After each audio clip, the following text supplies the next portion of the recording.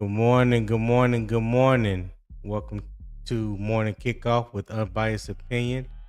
I am your host, Tony, also known as your couch scout extraordinaire and Pastor Trenches, affectionately known as Low Tone Tony. Hey, y'all let me know and make sure y'all can hear me out there. I made some adjustments to my mic. I greatly appreciate it. Before we get started, as always, go ahead and hit that like button, subscribe, turn those post notification bells, select all so you'll be made aware whenever I do go live. All right. Share with your family and friends. I would greatly appreciate it. As always, we're building real football conversation over here. No fake hot takes, no media spin, just facts, film, and football context. So make sure you check the link in the YouTube description for exclusive content, member discussions, and deeper football breakdown. Those things are happening over on my Patreon page. So check it out. I would appreciate it if you guys would become a member over there. Things are getting ready to ramp up over there. As far as film breakdown, player evaluations, draft prospects, all that good stuff. We're gonna be looking at technique, who we like, who we don't like, all that good stuff. So that'll be ramping up here real soon. Check it out. 3 tiers over there. You have your fan zone, you have the film room breakdown, which is probably the most popular one. It's in the middle, and also you have the debate table VIP. All right. So yeah, you guys check it out. Tell me what you think. You can become a free member, and if you end up liking what you see, then you can become a paid member. I greatly appreciate that as well. And remember, Unbiased Opinion Sports Talk is part of the Carolina Armchair GM Network.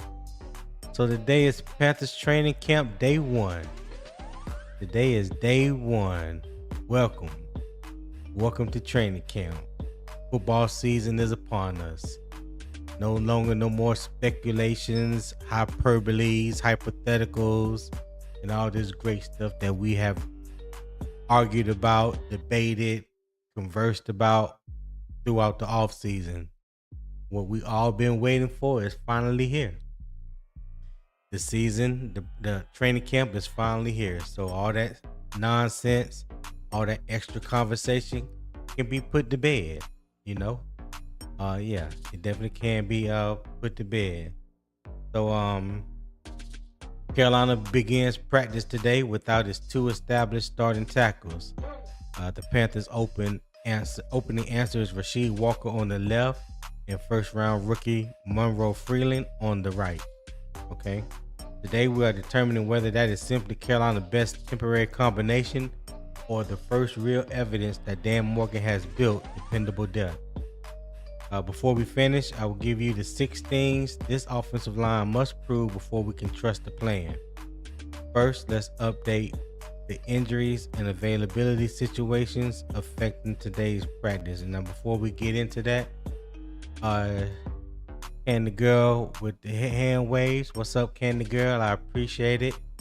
Thank you for tapping in. You're always the first one in the room each day. Greatly appreciate that. And she said she can hear me clear. She can hear me fine. That's great. That's great. B. Amos said, Big Tone, what's good? What's good, B. Amos? Thank you for tapping in, my guy. Make sure you hit that like button on your way in.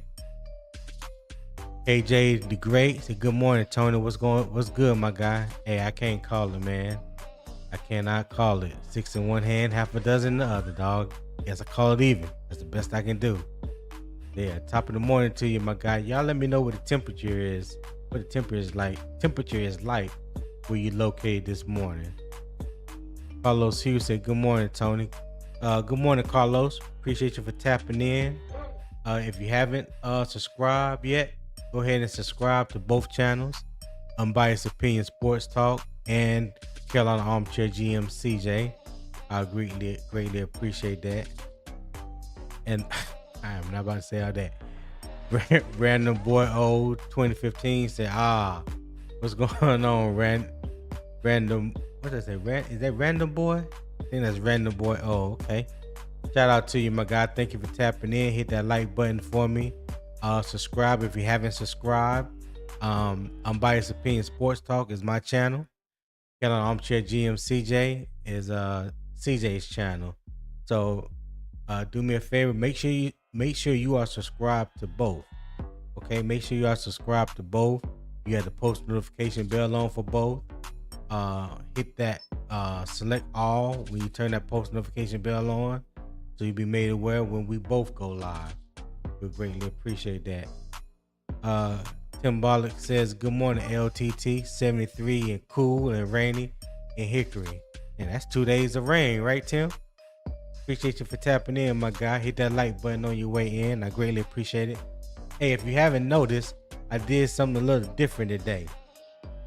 I'm streaming in a portrait and landscape. So if you are on your phone, if there was any problems that you were having before, I hope I have alleviated that problem.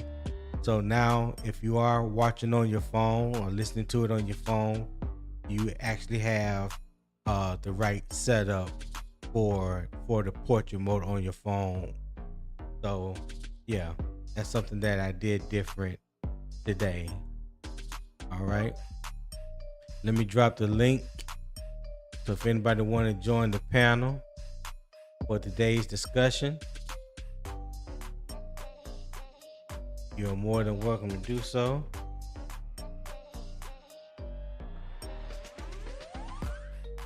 All right, there goes the link. Jonte Rozier 7709 said, good morning, Tony from Northern Nevada. What's good, Jonte? Appreciate you for tapping in. Hit that like button on your way in. I greatly appreciate it. You know I'm not gonna say that hashtag, but good try. Good try. Hey, I respect that. I respect the man that represent his team no matter what. He gonna show love for his team. That's how it should be. I'm glad you're here today too. I got a little Falcon information for you. So if you see a red swarm, aka Elder Long-Winded, you know, I definitely need him on the panel today for this topic. You know, since he is the resident Falcon fan that I know of, I really don't know too many other Falcon podcasters or, you know, content creators or even really fans on here. So yeah, can't wait to see old Red Swarm early today. I know he's somewhere listening. He just ain't tapped in yet. Yeah. So hey, Candy Girl, what I know you had your coffee this morning. What pastry did you have with it? What was your pastry of choice this morning? As you sit at the computer controlling the world behind that screen.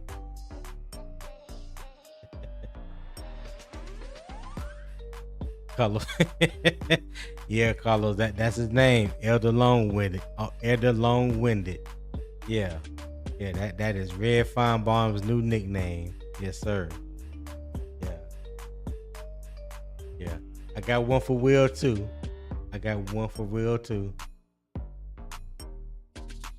Dante said, Red will pop in. Yeah, I know he will. Earl Locklear said, what's good, Tony? What's good, Earl? Appreciate you for tapping in this morning. And hit that like button for me. I would greatly appreciate it. Yes, sir. Soon as so I'll go through the injury and availability list real quick. Let me pull up my trusty slides here. All right. So yeah, we'll do it like this. We'll get into it like this. Let me pause the music real quick. So this is the daily injury and availability update. As most of you already know about Taylor Moton, he's on the non-football illness list. So is Ickey. Ekwonu, he is on the pup list. Player unable to perform. So those are the two major injuries that we are dealing with right now. Ickey's injury, we knew about that before this off season really got kicked off, so that's nothing new. Taylor Moton came out of left field a day or two ago, so that's something that that was new to us, and we found out the adjustments that Dan Morgan and the team has made since then. All right. And the other camp notes is we know about JC Horn. He's on the active non-football injury list, cut his toe while running and required stitches. Dan Morgan described his expected absence as a matter of days, giving Will Lee, Corey Thornton, and Shaw Smith Way additional early opportunities. Tershawn Wharton, we knew about his injury early in the offseason. He's on the pup list as well. Wharton underwent offseason neck surgery, and Carolina has not announced a return timetable. His absence creates additional opportunities within the defensive line rotation. And the new injury is Bobby Brown III, who is on the non-football injury list right now. So he's dealing with a mild hamstring issue reportedly suffered during an individual workout. The Panthers do not expect a long-term absence. Dan Morgan said he expect him back sooner rather than later. So that's good news. That is definitely good news. So we will see how soon Bobby Brown makes it back. So the conclusion of the injury report, Moton and Ekwonu are the two situations most likely to affect the regular season. Horn and Brown appear to be shorter term concerns, while Wharton's timetable remains uncertain, which we already knew that. If anything changes before we get deeper into this discussion, I will update it accordingly. Well, probably nothing breaking news or anything that would change, but I'd have to throw that out there. All right. And the girl said, "No muffin this morning, Tony. Just chicken, sausage, and tea." Hey, that's crazy that you said that. We had turkey sausage, and I had of course, I had my tea, and my wife had her coffee, and we had a muffin to go with it.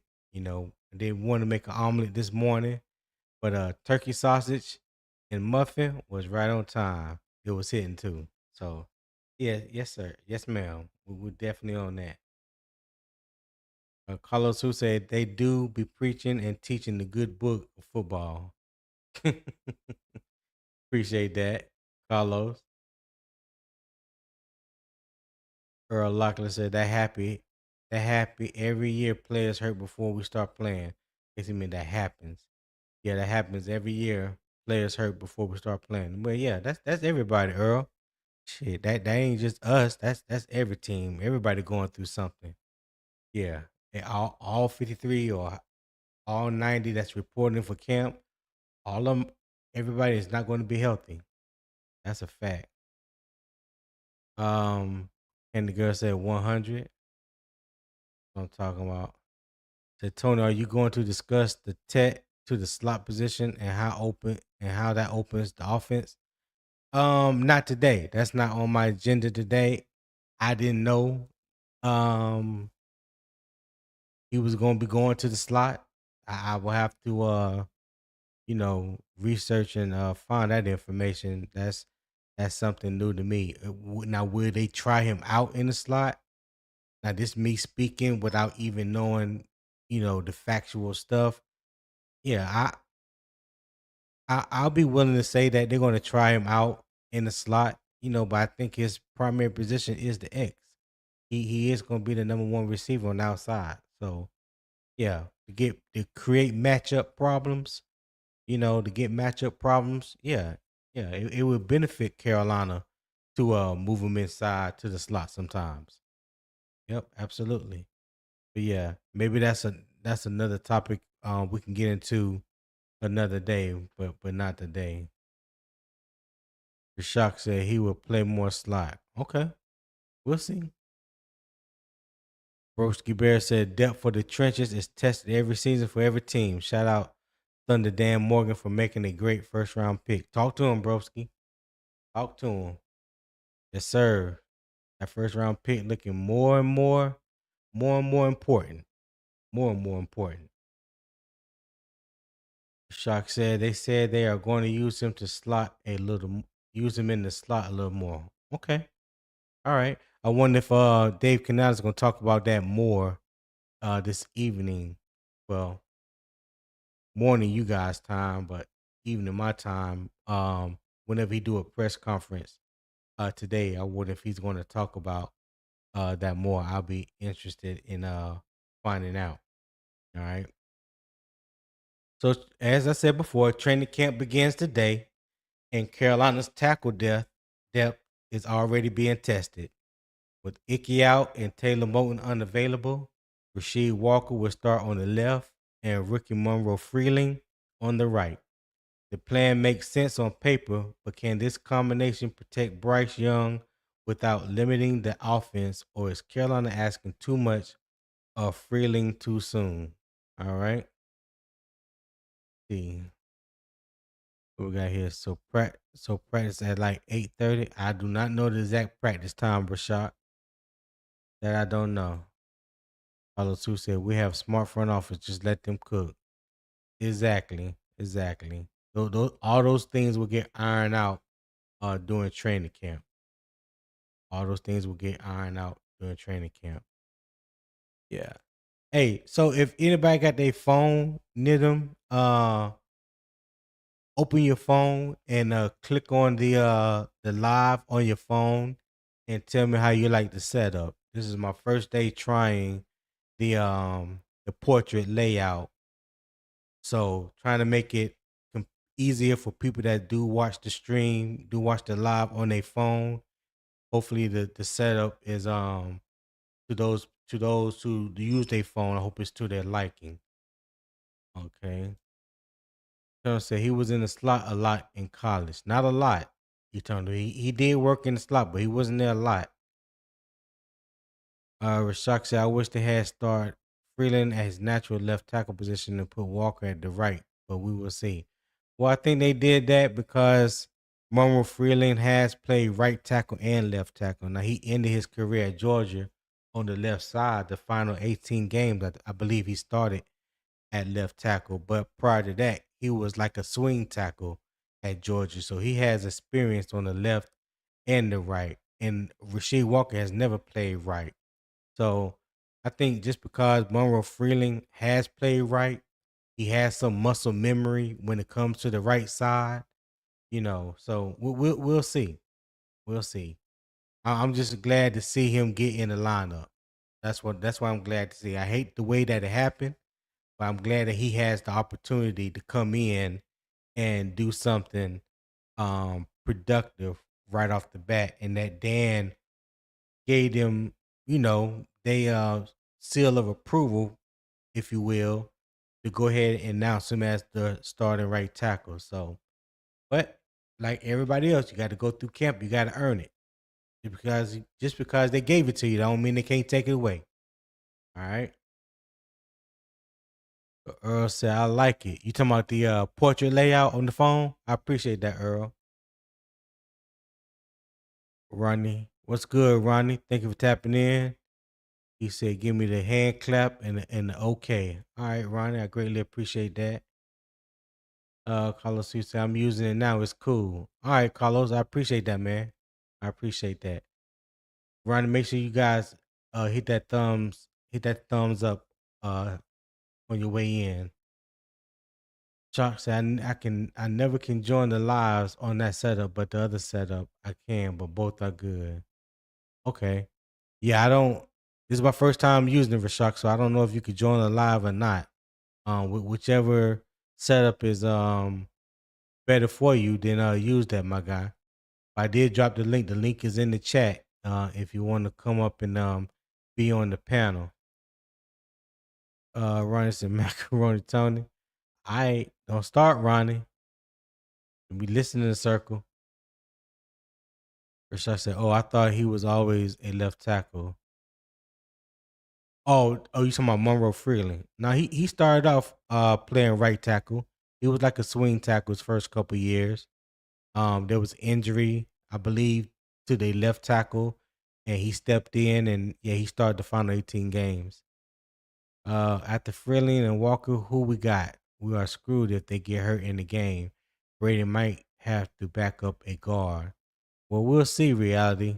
This is the day. This is the time of season when all that gets worked out, right? All that gonna get worked out within the next 2 to 3 weeks of training camp. All that's going to get worked out real soon. Trying to say, "Oh, he gonna show why he took him first round. It better show." I'm with you on that one, Eternal. I'm definitely with you on that because I was pounding the table for us to draft Monroe Freeling. So I hope for my sake, I definitely hope he pans out. The Walker is strictly a left tackle. He's light in the ass and isn't the greatest run blocker. No, he's not the greatest run blocker, but he is a pretty good pass pass protector. So I'm betting that's what we are hanging our hat on is the pass protection. Yeah. All right. All right. So let me put up the banner. So that's gonna be the topic for the day. So the first half is a decision. So I kind of switched it up a little bit, not doing topic 1, topic 2, or topic 3. So now you're gonna get the first half decision. I mean the first half, then you're gonna get the halftime, and then you're gonna get the second half. All right. That's how I'm labeling. That's how I have it labeled now going forward. That sound more footballish to me than just saying topic 1, 2, or 3. Yeah, so we're gonna go first half, halftime, the second half. You guys tell me what y'all think about that in the chat. Tell me what y'all think about that. Rashak said, "But I finally caught you early. I'm still shaking the cobwebs. I'm gonna come up shortly." All right, Rashak. All right. So the first half is the decision. All right. Walker left, Walker on the left, Freeling on the right. Is this the correct opening plan? All right. So the facts first. Walker will begin camp at left tackle. Monroe Freeling will begin camp at right tackle. Freeling played primarily on the left side at Georgia. Moton will remain involved in help Freeling with the transition. Carolina has not practiced yet, so there are no legitimate performances or rotation conclusions. Okay. So to put some context behind that. Moving from left tackle to right tackle requires Freeling to reverse his stance, footwork, and pass set technique while developing communication with Robert Hunt. Carolina can help with the chips, quick throws, and play action, but relying on that assistance too often could limit the passing game. The real test is whether Freeling can handle the position without forcing Brad Ickey to shrink the offense. All right. So nobody's on the panel yet. So I'll ask you in the chat. So the first half debate question is starting Monroe Freeling on the right the best use of Carolina's tackle depth, or could changing position slow the development of his first round pick? Yeah. So y'all answer that. Is starting Monroe Freeling on the right the best use of Carolina's tackle depth, or could changing position slow the development of his first round pick? How y'all feel about that? How do y'all feel about Dan Morgan announcing Monroe Freeling as the starter, and what do you guys expect from him from the right tackle position? Do you believe that this will slow the development of the first round pick? I don't. I don't think it will slow his development. The earliest you can get him in there, the better off he will be. Right? You can't learn but so much sitting on the sidelines. backing up somebody. That there's no development in that. So yeah, put them out there. Hey, put them in live action. See what we got. See what we got. I don't think there's no better alternative right now.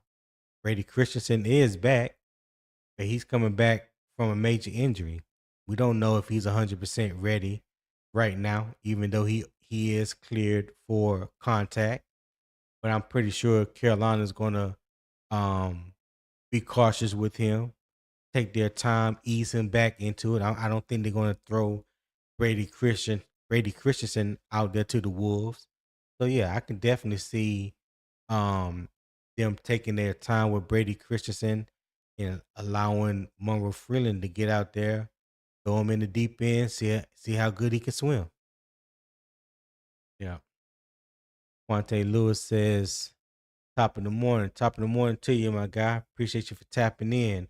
Hit that like button for me. I greatly appreciate it. If you guys have not hit the like button, take 5 seconds and just go ahead and hit that like button for me. Especially on Unbiased Opinion Sports Talk. Trying to get my likes up. I would greatly appreciate it. I'm 10 people away from hitting my goal of 100 subscribers. My first 100 subscribers. So if you have not, if you got burner accounts out there, more than one YouTube account, which I know y'all have, I have them, so I know I ain't the only one. Hey, go ahead and subscribe to Unbiased Opinion Sports Talk. Help me reach that goal. I would greatly appreciate it. Earl Locklear said that's the best option. Yeah. Yeah, put them out there. See what you got. Got to put them out there and see what you got. That's your investment. That's your first round investment. So you got to see if you believe if he has what you believed in when you decided to draft him, right? This is the best way to see for sure that what you thought you had in him when you drafted him is what he can put on display. All right. Let me bring my boy popping up to the stage. Did it work?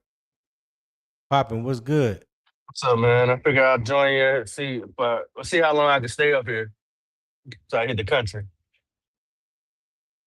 Yeah, What's going on, man? I appreciate you. I appreciate you for tapping in this morning. yeah, for sure. You out there working early this morning, huh? Every morning, every morning I'm up early. I usually get up like Already. 4:30, 5 o'clock every morning. Okay. All right. Damn. Yeah. Yeah, you up, dog. Yeah, Yeah, that boy out there going out there to cook the bacon for real. I ain't mad at you, Pop. absolutely. Boys, I gotta chase the pig early in the morning. Oink, Ah oink, damn. oink. I like me some bacon now. Yeah. So the first half um is the decision. I changed it up. Instead of topic one, topic two, topic three. I'm going first half, then I'm going Hmm. halftime, and then I'm going second half, right? Right on. So the where I go. Oh, so the question was, and I'll read it to you again. Is starting Monroe Freeling on the right side the best use of Carolina's tackle depth, or could changing positions slow the development of his first round pick? What say you, my guy? Yeah, I mean, we had a lot of discussions when we drafted him. Some people didn't like didn't like. Hold on one second. What are you saying? Okay. All right, we'll see what Rashak say right Yeah. here. Rashak said I commented and YouTube All said right, it I'm was back. too long. I guess I gotta come up. All right, Rashak. I see when you pop up. Go ahead, Papa. What you say? So, we had a lot of discussions early in the season when we drafted him. He was like, "Oh, he ain't gonna Mm-hmm. start." And I told a lot of people, "Yeah, I think he is. I mean, why would you go up that high to get him? I mean, we people forgot that we drafted Ickey in the first round. He started. I mean, so I just figured, hey, Exactly. their mind was already made up. He was gonna take somebody's job. Uh, I felt like he was gonna end up being a starter somewhere, sometime in the game and within the season. Yeah. Unfortunately, it happened the way it happened. I mean, yeah, it worked out, and I did a show last night talking about it. It makes Dan Morgan look like he had a crystal ball. I mean, he looked genius for making the pick, Mm. especially if he works out. So yeah, it was absolutely correct decision for them to put him at right tackle. He already had snaps in it in college. Yep. That's a fact. Pretty damn good snaps at that. Right. Um, 18 consecutive starts at the at left tackle, and I think he's only given up one, maybe two sacks in those 18 games. Like 7 quarterback pressures, no quarterback hits. So when you could do that at Georgia, playing the kind of schedule that they play year in and year out, Mm-hmm. um, he has experience playing against some of the best. So I don't have no doubt that he can that he won't be able to translate um To the to the NFL. NFL. I don't Yeah. understand why people Rash- are scared uh, with first round picks. I mean, I don't remember nobody saying no. Taylor Rose should sit. I mean, mm. I don't remember. You know what I'm saying? Like CMC should sit. Like, nah, bro, they Right. they they earned it. Obviously, you know what I'm saying? They made it to the big boy game. They got to get the experience. So I No, mean, you're this is right. what You're this is right. what they do it for. Who babysitting them for? These are millionaires, man. They been making money. Let them go out there and show you, you know what I'm saying, why we took a chance on them.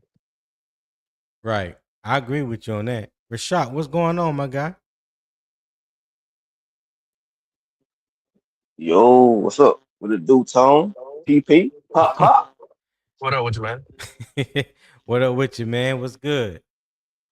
Yeah, I told you I finally catch it early, man. I'm still kind of shaking out the cobwebs, but yeah, I'm ready. Yeah, Okay. I I know they start.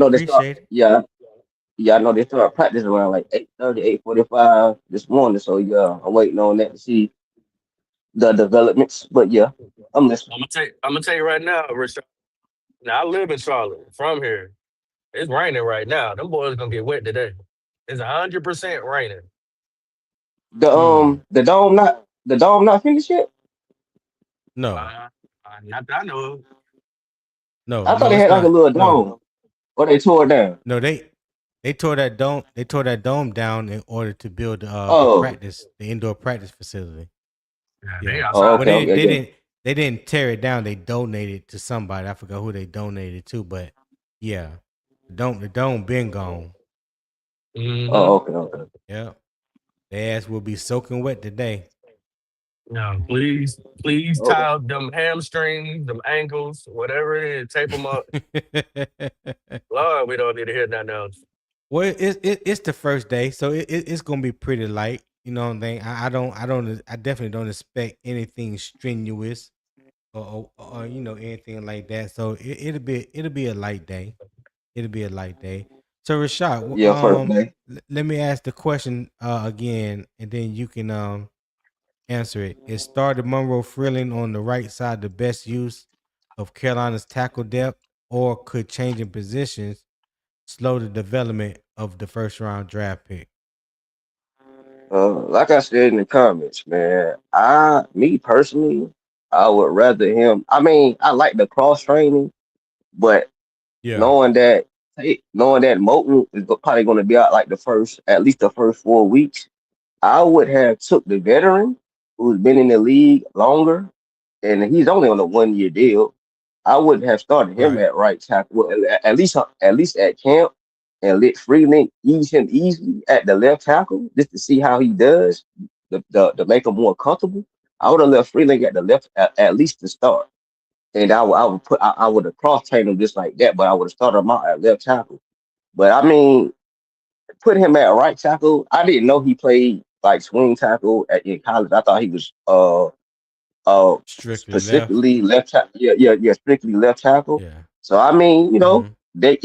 he could be like a Jordan Gross type that start off at right tackle, and then whenever Walker, he's only a 1 year deal, so whenever he leaves, he can go back to his natural position. But I mean, I don't Hey, think it will.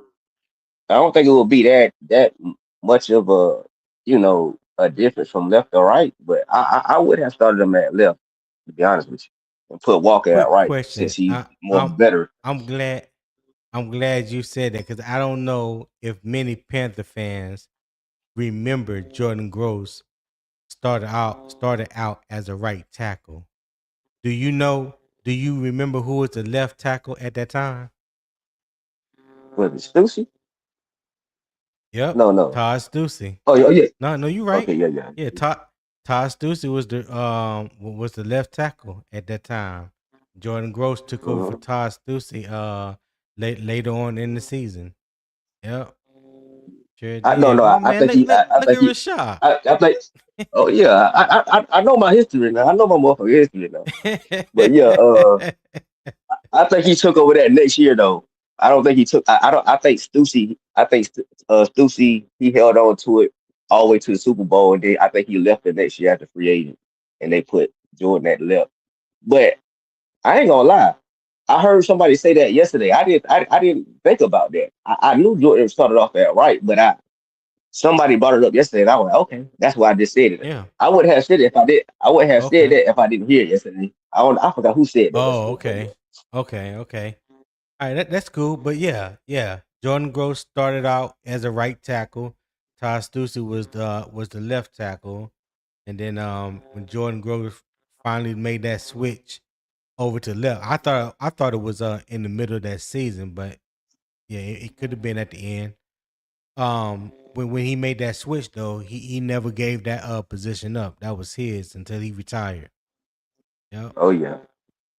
So hopefully the same thing can happen here. You know how they mentioned about history repeating itself. So we'll never know.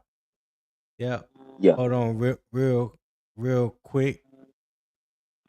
Dream 58 said Monroe's ability to play both tackle position was one of the main reasons the Panthers drafted him. Yeah, that could be. Like I said, he started off swing tackle at Georgia. He played left and right. Um, I think there was an injury to the left tackle. He got that position and never gave it back. Started 18 straight games. 336 said, "What up, y'all? Whoever is better at pass pro to me should be the starting left tackle. See how it goes." I agree. I definitely agree on that. Appreciate you for tapping in. Make sure you guys hit that like button now that you in. I greatly appreciate it. If you're not subscribed to the channel, Unbiased Opinion Sports Talk, please do so. Also, if you're not subscribed to Carolina Armchair GM CJ's channel, hey, subscribe to both. Subscribe to both. Turn on the post notification bell in both. Select all in both, and that way you be made aware when we both go live. All right, I greatly appreciate it, and I am streaming in portrait. So if you are on your phone today, for the first time watching this the live stream, you can watch the same thing you see on the computer. You can see on your phone. I hope I set up nice for everybody. So if you're on your phone, let me know in the comments what you think of it. All right, I greatly appreciate it. Uncle Gates said track fire. Hey, I appreciate that, Uncle Gates. Thank you for tapping in, my guy. Rashad 336 said Rashad know a few things now. Oh yeah. Hey, Yeah. I can get real deep in that history now. I ain't gotta look up no information. That shit it's off the dome. I promise you that. But I hear you 336. Okay. Uncle Gates said need to see if Cali Blue can beat that beat up. Okay, let me find out. Let me find out Cali Blue do that type of thing. I might need to get him on to get him to redo my intro. Damn. Like I'm tongue tied like a mug. I don't know what's going on. But yeah, I definitely need to check him out with that. I appreciate that. So yeah, let me ask you guys. a question. Oh, let me put the my first poll of the day up. All right. This is for everybody that's in the chat. What is Carolina's biggest offensive line concern? Number one is Freeling changing size. Number two new starting tackles. Three, communication with a new center. Four, no firm return timetable for the vets. All right. I think the vets got cut off right there at the end. But yeah. Press 1, 2, put 1, 2, 3, or 4 in the comments. The poll will tabulate on its own. I'll leave it up there for a few minutes, and then we can get the results at that time. All right. 336 said, what you got, Tony? What you mean about what? 336. Tell me what you're talking about. All right. So I'm gonna ask this first question. Rashad, you can go first.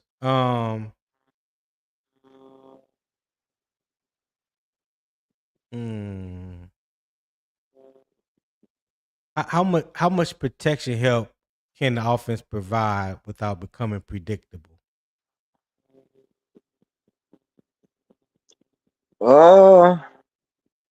I mean, honestly, I think the fact that we got two new tackles, I think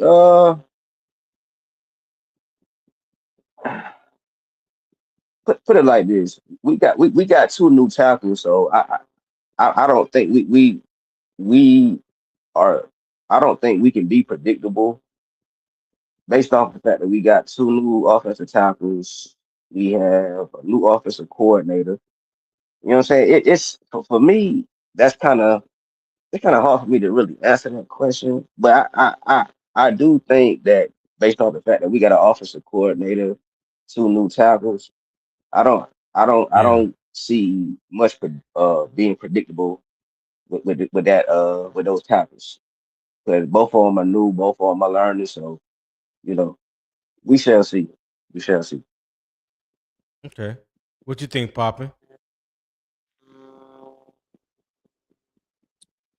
All right. So the question was, how Hey much Tom, I'll be protection? right back. Yeah, I ain't gonna. I'm about to go make some coffee right fast. I'm still here though. All right. Go ahead, Poppy. Hey, Tom, is there any way you can turn his mic down a little bit? I thought he'd be Who quaking. Rashad? Yeah. Oh my bad. I got you. I got you. Hold on. I got you. So the question was, how How predictable much can the O line? Okay, go ahead. yeah. How much protection help can the offense provide without becoming predictable? I mean, it really depends on how they scheme. I mean, you got I mean, if there is a real weakness, or if, let's say, Freeland is getting exposed a little bit, you can always throw a tight end over there to help. Which I'm pretty sure that's what they're gonna do. They're gonna try to find ways to make his job a little easier until he actually, unless he just comes in the game, just the guy, the man. Uh, so there's ways around it. You know, you can throw the two tight ends set out there, or you can put one out there to help him on his end. We did a lot of that, I believe, when Ickey started his rookie year. So there's ways of going about it. I mean, Mm-hmm. making sure the running back helps as well, picking up blocks. So there are different ways. So when you do that, you're Hmm. talking about like chips from the Yeah, tight end, from the running back, stuff like that. right, Um, but when you do that, that kind of takes away from what the offense can do as a whole. If you are constantly helping either tackle side, you know what I'm saying? If you gotta replace a wide receiver with a tight end, then that's one wide receiver that you have to take off the field in order for that tight end to help either tackle positions. So that's one less threat in the passing game. Now, if he right. just, if he just doing a chip release, if he just chipping, the defensive end and then releasing, in the flat or something like that, then yeah, that's different.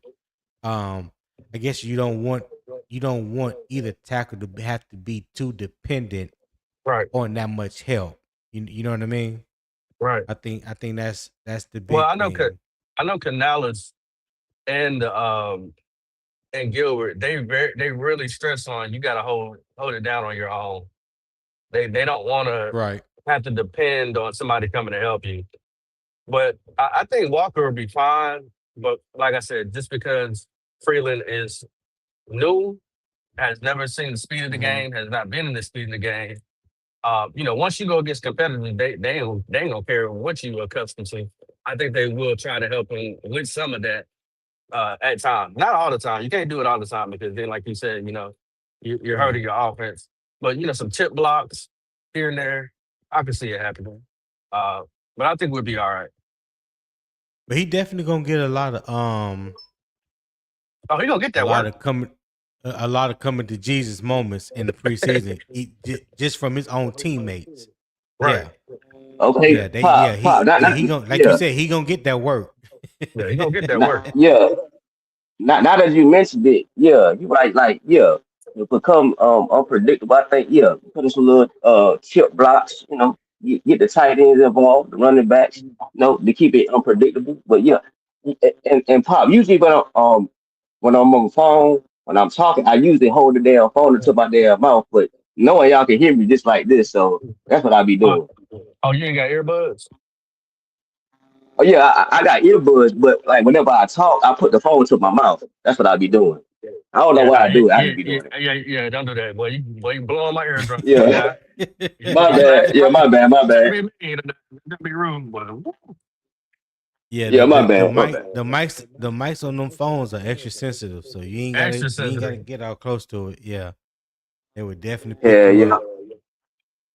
I'm about to go So, finish making my coffee. Hold on. all right, probably this next question is for you. Which relationship matters more initially, Freeland and Hunt, or Walker and Lewis? Oh, it's gotta be Freeland and Hunt. Is because you're talking about a rookie being beside a veteran. And Mm-hmm.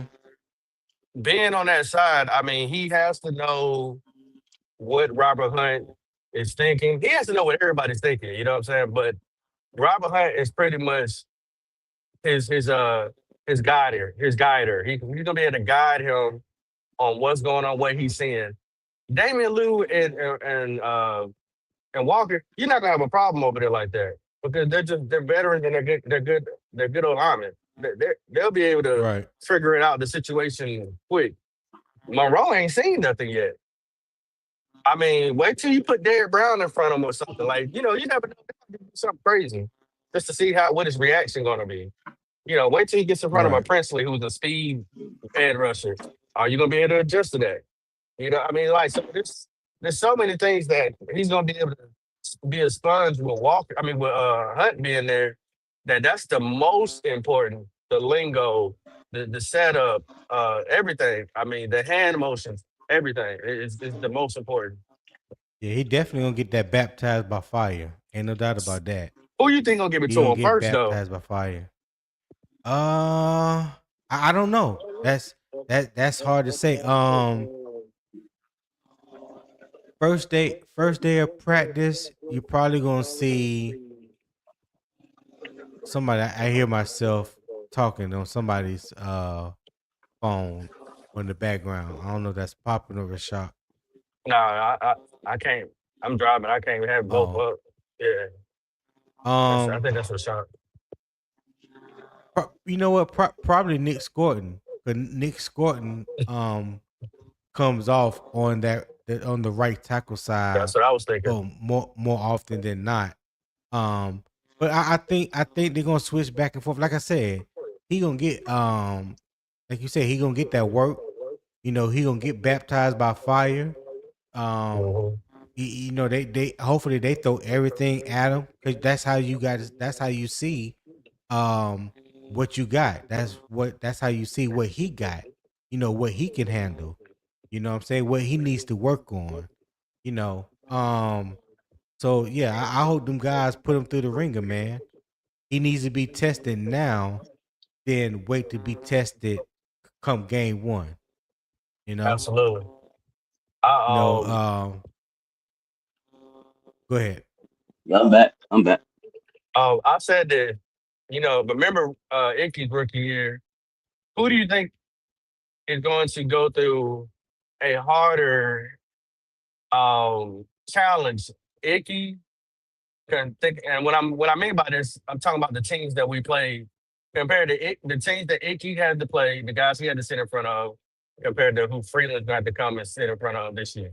Who do you think? Who do you think that's the harder road to success Mm.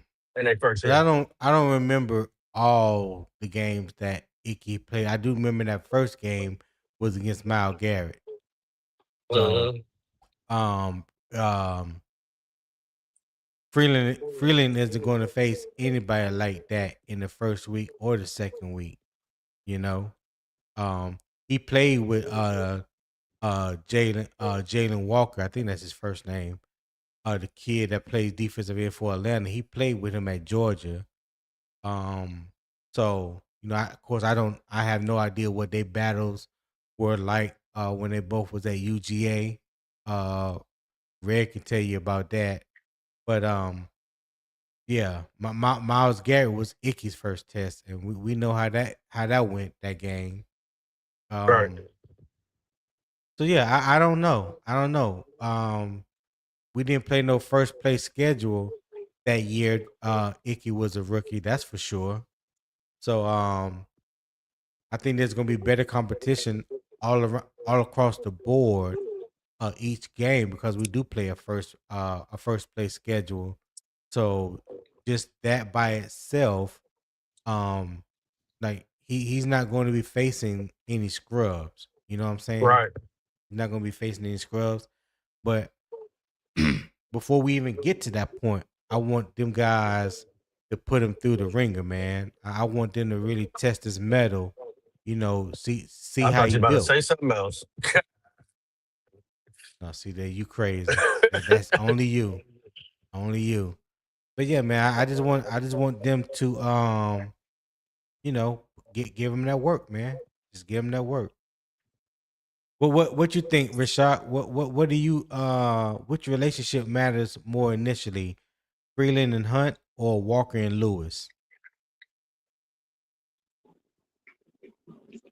You said Freeling and Walker and Lewis. Yeah, Uh, Rashaad Walker and Damon Hunt on the left side, or Robert Hunt and Monroe Freeling on the right side. uh, I want to say the right side because the young guy I won't, but the left side is very important. Uh, Yeah, the left side is very important as well. mm, uh, mm. Yeah, think about that a little bit. Um, Go ahead, take I, time. I, Let them use you. I, I'm Man, gonna just say, I'm gonna, I'm gonna just say, Walker and Lewis based off it being the left side, the blind side. I would say the left side. I want to say the right Okay. side, but I'm gonna say left just because it's the blind side. I don't think you can go wrong with either side. Um, but they both important. Like you said, especially the blind side. Um, Rasheed Walker has never protected Bryce Young. He's never worked with Damian Lewis.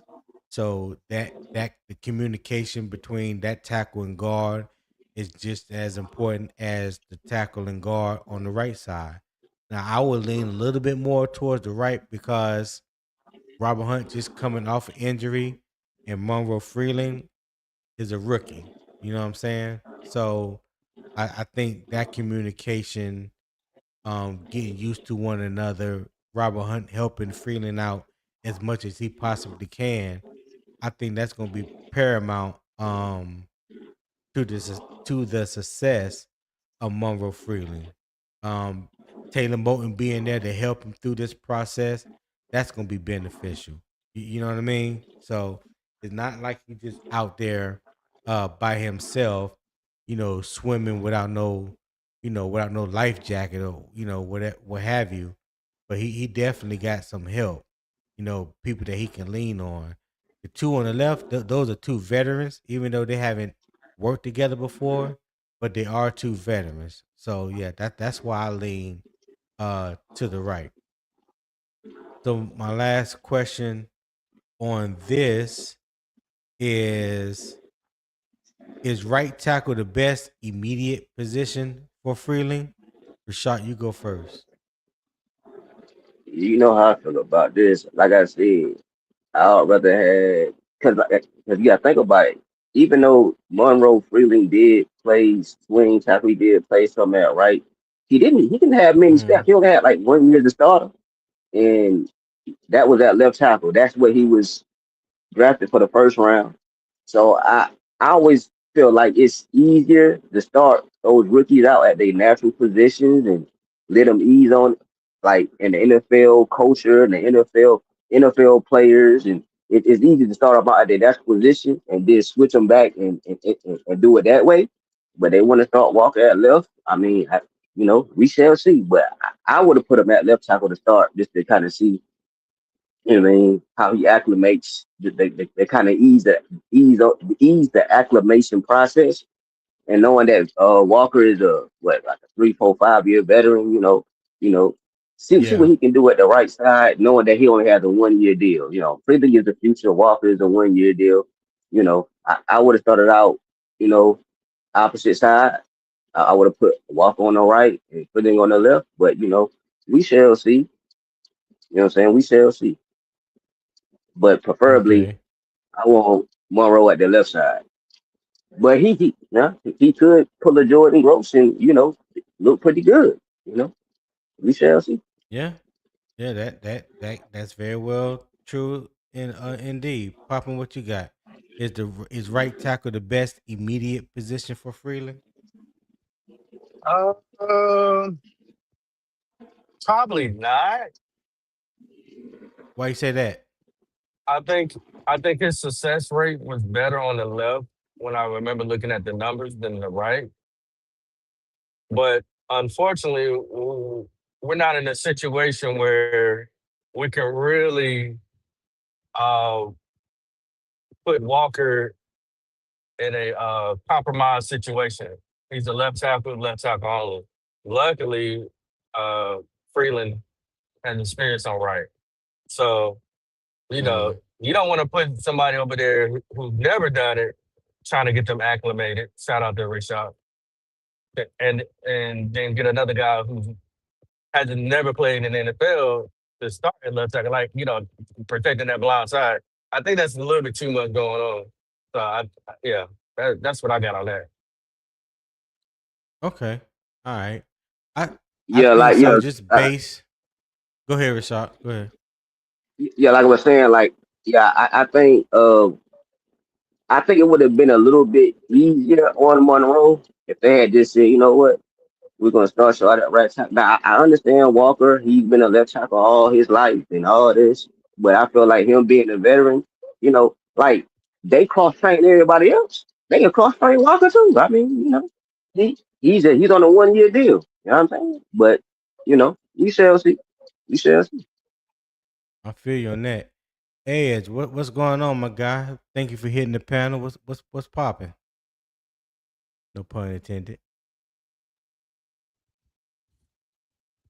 Edge, can you hear me? Yeah, my bad. I can hear you, man. I just got beat by the mute button. That's all. Nothing new. What's going on, man? Not much, man. Just had to catch y'all on this morning. Just to figure out what's going on, what we're talking about. I see we talking about the offensive line. We got problems there already, and ain't even training camp yet. Oh, it's training Doggone. camp. Oh, I know, Oh yeah. but they ain't put Yeah. pads on yet. So let me go back and ask you the first initial debate question. Is starting Monroe Freeling on the right the best use of Carolina's tackle depth, or could No, changing position slow the development of his first round pick? It could definitely slow his development, especially since he hasn't played much of right tackle at all, if any. Mm-hmm. So that can definitely be a kicker right there. And not only that, has he played much right tackle in college at Georgia? He did his first 2 years. He was like a swing tackle. He played some left and right. Albeit most of it was like backup roles. I think maybe he got a start here and there. Injury happened on the left side, and he became a left tackle and started the last 18 games of his career there. So yeah, he got a little bit of experience on the right side as well. Hmm. Okay, because I think I know around that right. I figure around that time frame he has been going up against actual like NFL player players in Mm-hmm. college and everything. So yeah, he definitely has that. But doing this right off the bat, I wouldn't do that. I prefer to have Brady Christensen right there instead of Monroe Freeling. Because But Brady you talking about Christensen, Brady? Go ahead.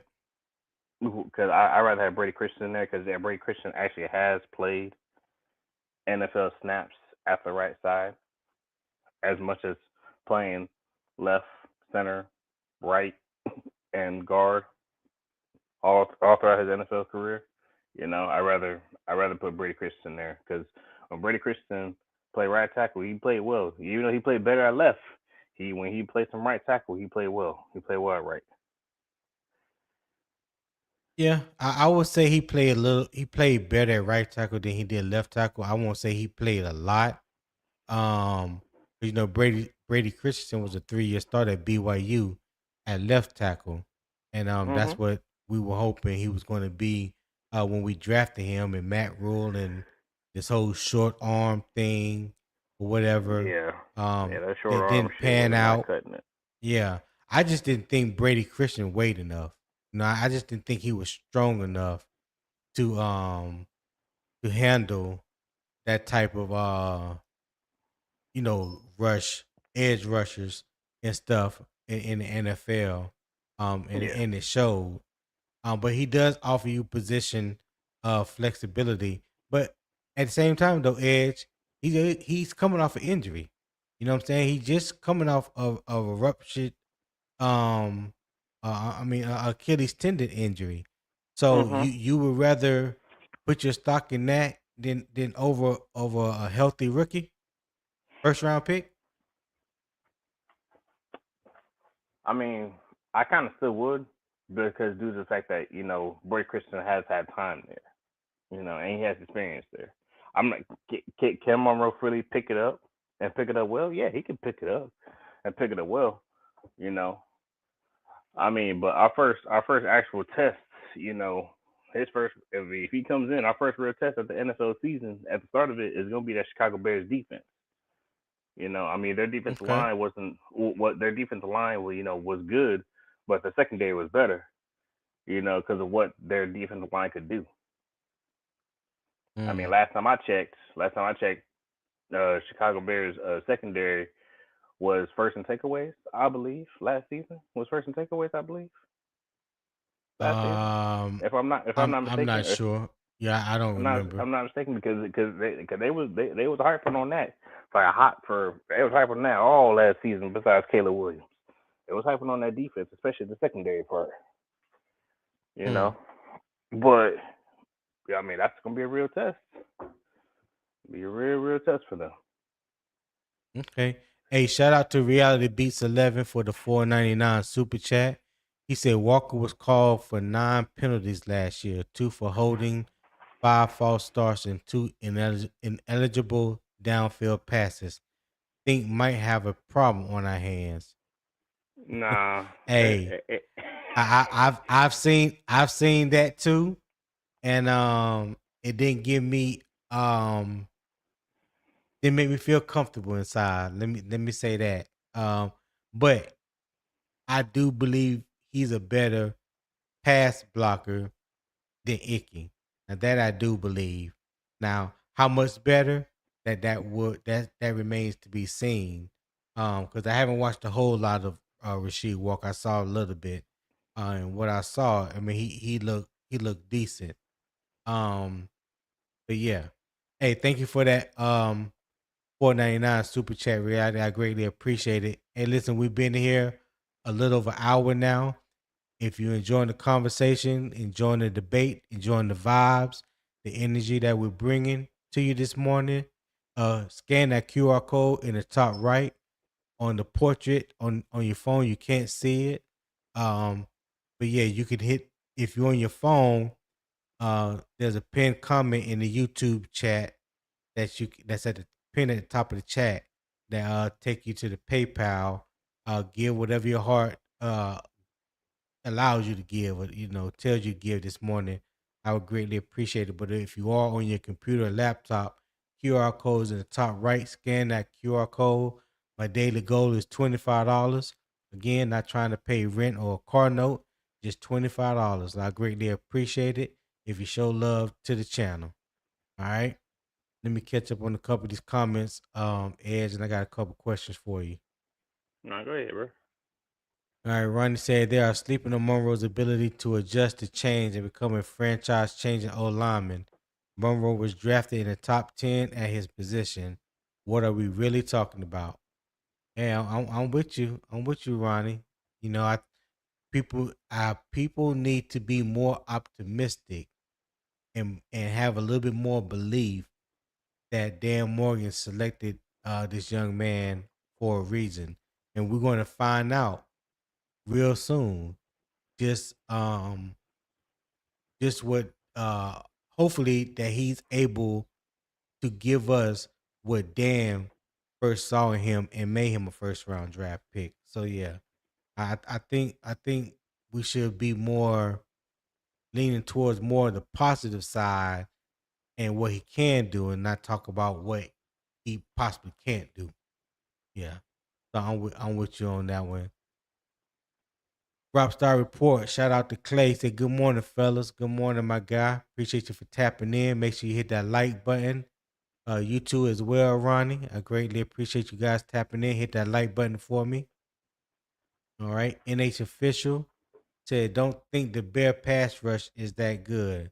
Well, I think they upped the pass rush a little bit. I know they got Montrez Sweat, and I think they got somebody in the offseason to play opposite side of him. I don't remember exactly who that is, but yeah, I think they made some slight upgrades to their defensive front four.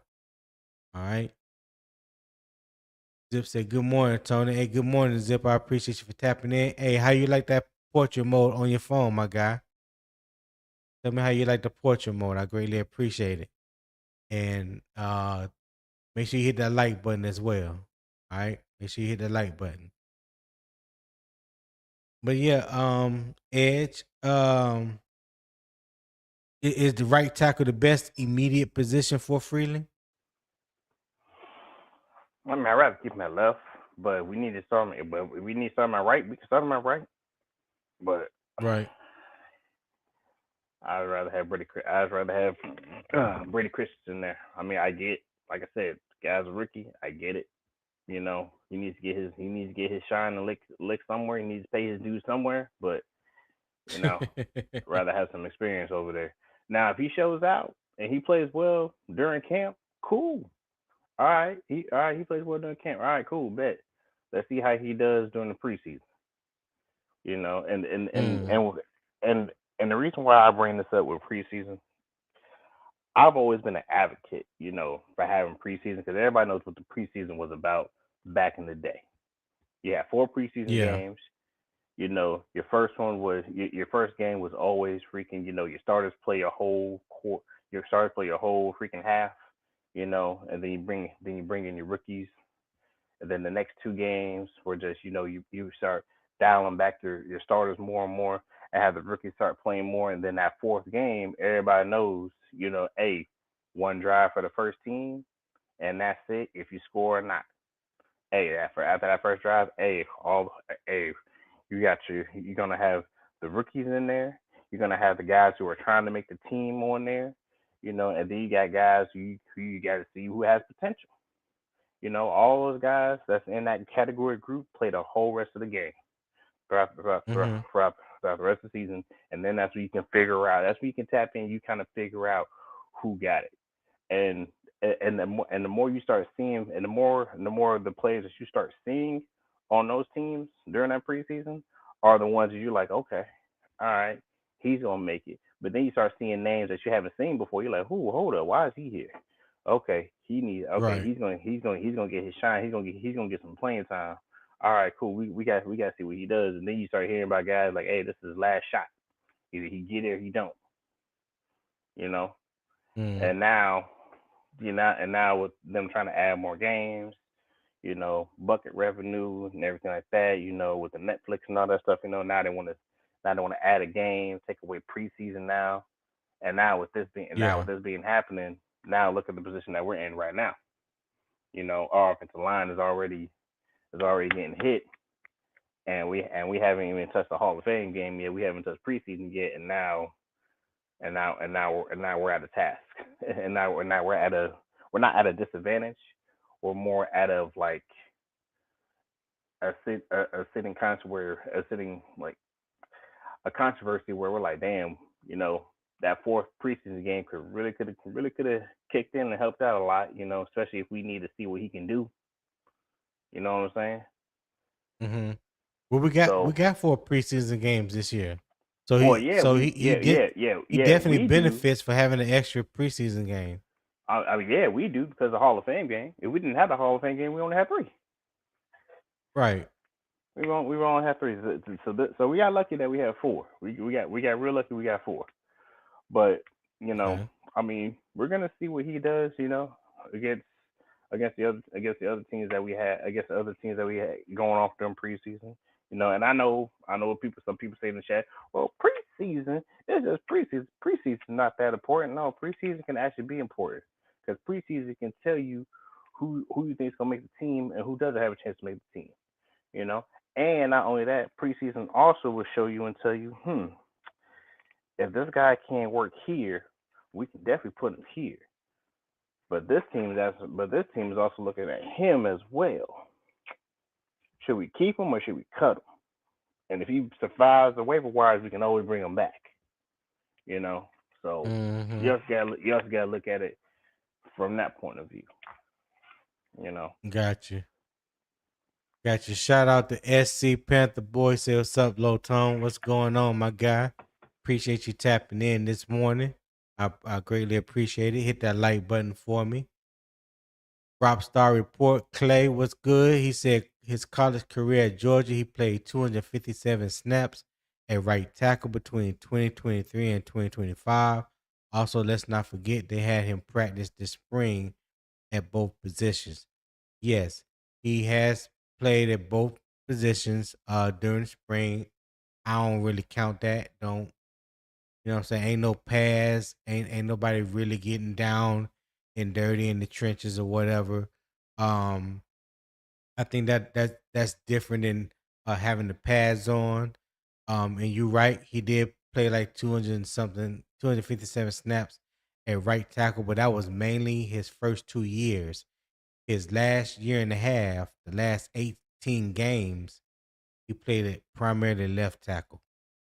Yeah, left tackle. All right. Eternal also said contract year, rookie line not in his natural position. Robert Hunt coming back off injury, new center, possible rookie center. Oh yeah, this offense will be tested on so many levels. Yeah, you right. You right. You're absolutely right. No lies detected. Cyber 21 said, good morning. Good morning, my friend. Appreciate you for tapping in. And he already said he hit that like button. I greatly appreciate it. Hey, I see on the portrait for people on the phone, the QR code did pop up. I didn't see it earlier, but now it's up there. So that's cool. I'm glad that it is. So yeah, you guys don't forget that you scan the QR code, man. Show love to the channel. I greatly appreciate that. So the QR code is available on your phone, your desktop, or your laptop. All right, it's in the top right hand corner. Okay.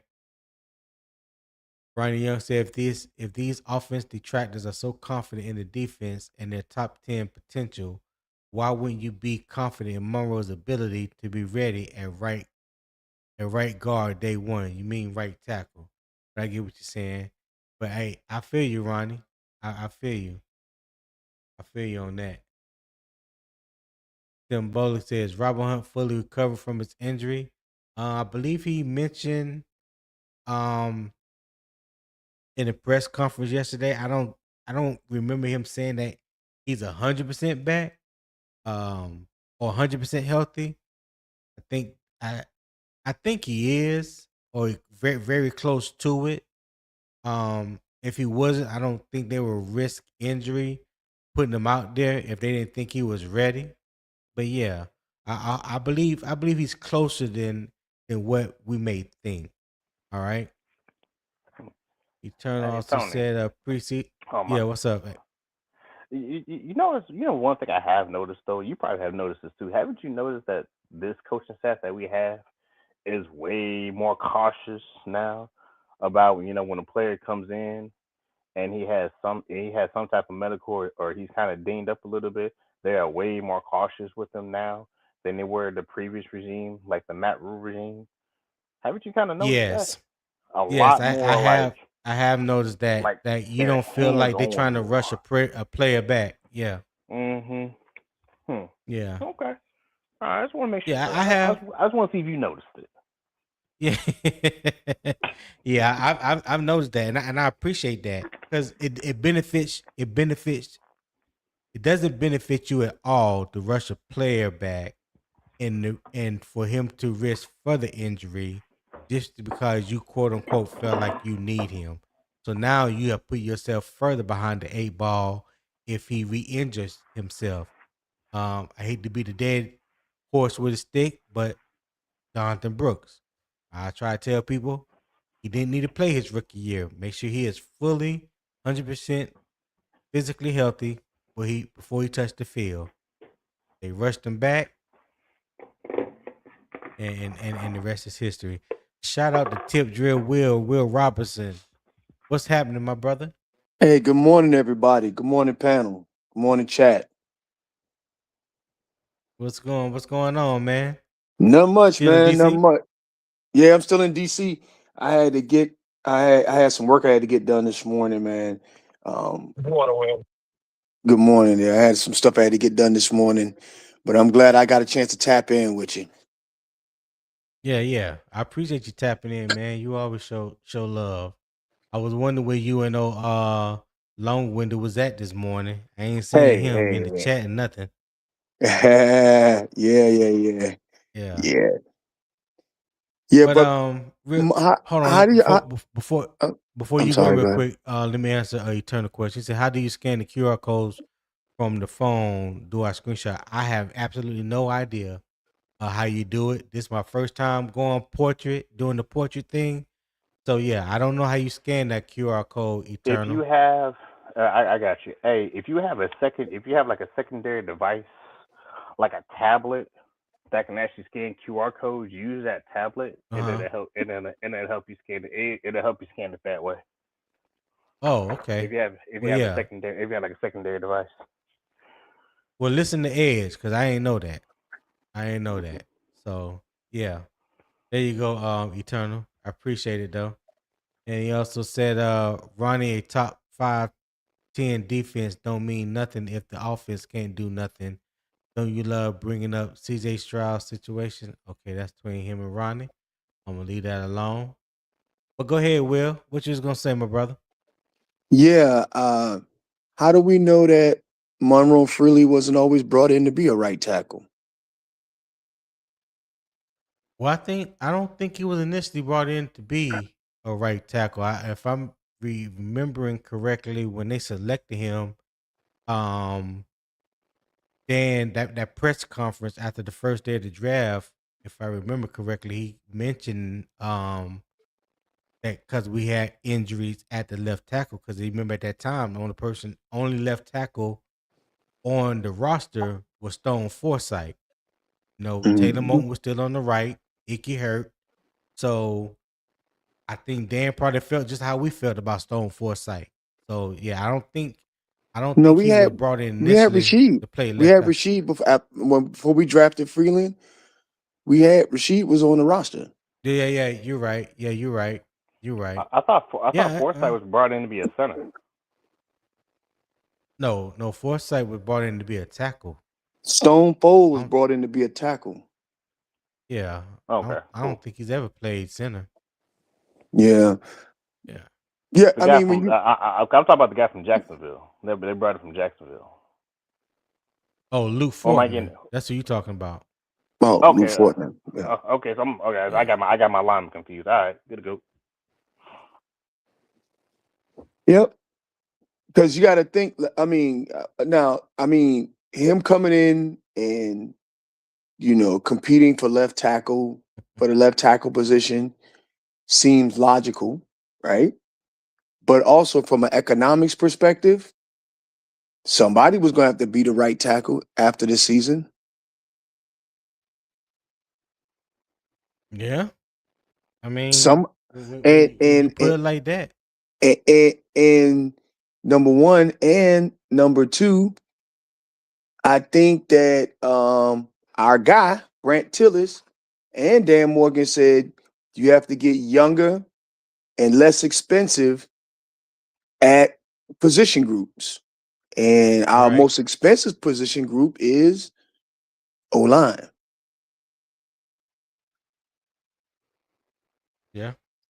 So somebody was, either they was going to have to pay Ickey and move Ickey to right, or bring somebody in to play right tackle. And that's not easy. You can't find right tackle's not walking around the neighborhood. You can just go and grab a guy from the loading dock and give him a helmet. You know what I mean? Nor left not the tackles either. loading dock. Nor left Nor left tackles, tackles. right. So I get it that left tackle was the hole, but we had Rasheed and we still got Ickey that we can franchise tag him for 1 year to see how he do before you give him a long-term extension, right? Oh, we're definitely franchise tagging Yeah. him. That's without a question. That's Right. without a question. Right. That'd be dumb. That'd be dumb to pay him. Right.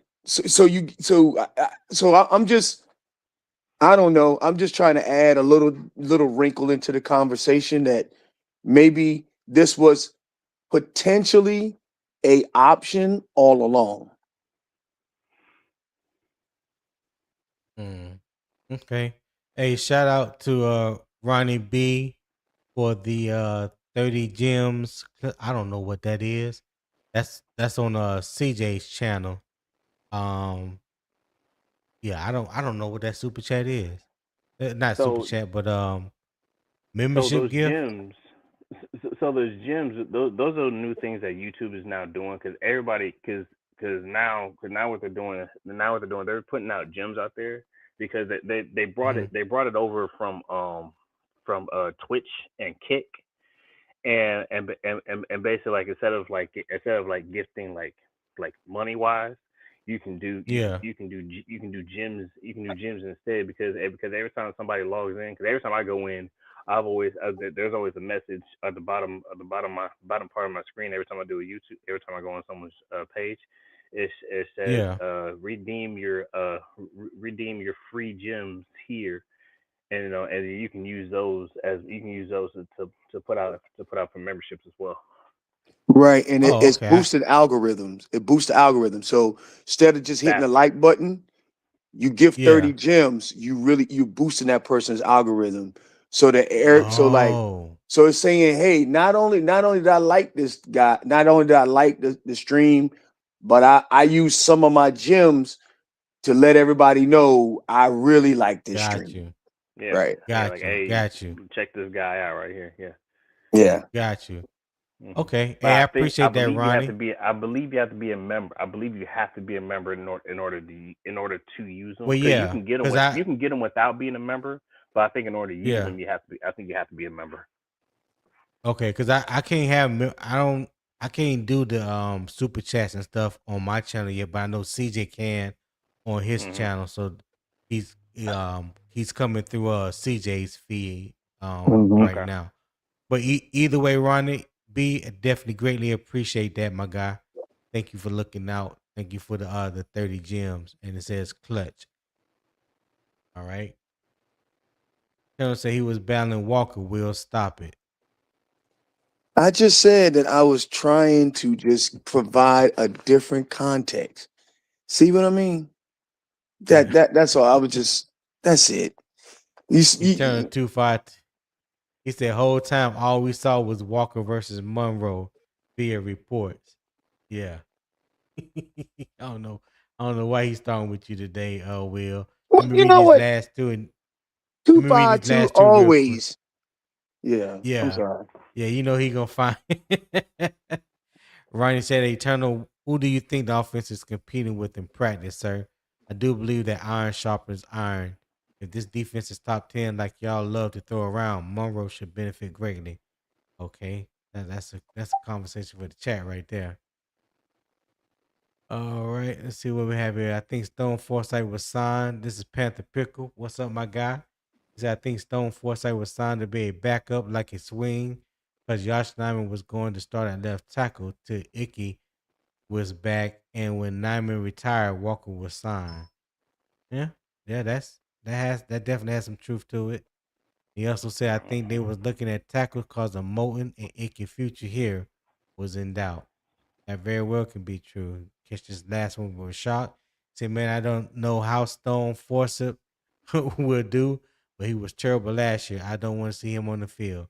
I ditto that comment. I don't want to see. I don't even know. Like I said, I don't even know why he's even on the team right now. But CJ said, hey, let him be a camp body, play it out through camp, whatever, whatever. I just hope he ain't there come week one. That's all I have. But go ahead, Will. No, I was just gonna say, 252 always gonna give me that smoke, man. I just was just Yeah. providing, a what if scenario. Like this was option B, because you can say that. Oh, so you think that it was Monroe Freeling was left tackle or bust? You asking me? No, I'm just saying, just in general, it wasn't going to be left No, I tackle don't. or bust, right? Well, Yeah. no, I don't. I don't think it was a bus situation, but I do think for him looking at the left tackle position, you're right about Rasheed Walker. He was here, but let's remember Rasheed Walker only got guaranteed $4 million. I mean, we basically Hmm. just robbed the bank and just walked out with God Rasheed damn. Walker. Yeah, I Um, agree. so I when agree.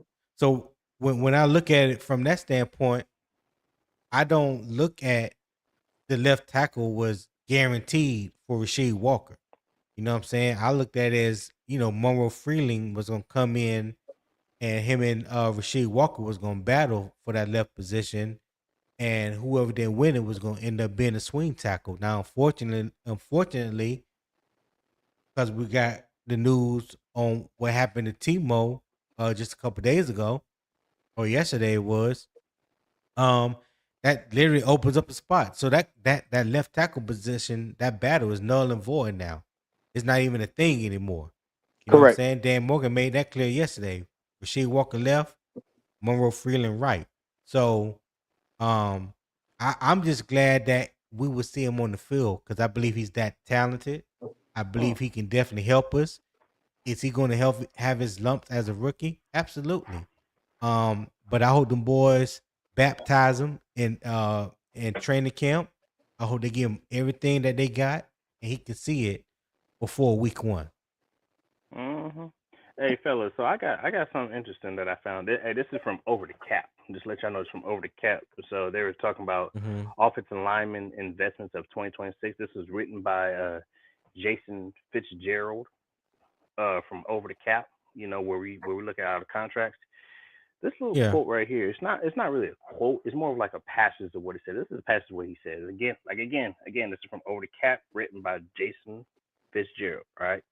Got to give people credit so you don't get hit for plagiarism and everything like that.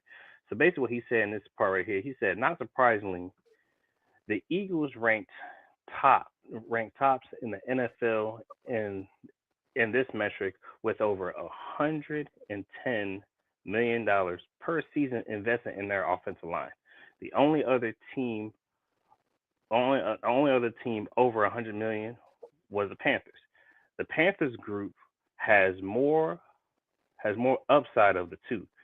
Their non-draft picks are a full year younger on average than the Eagles group. The Eagles near 30 years old average should be alarming, and they have $38 million potentially invested in young talent compared to $22 million for the Eagles.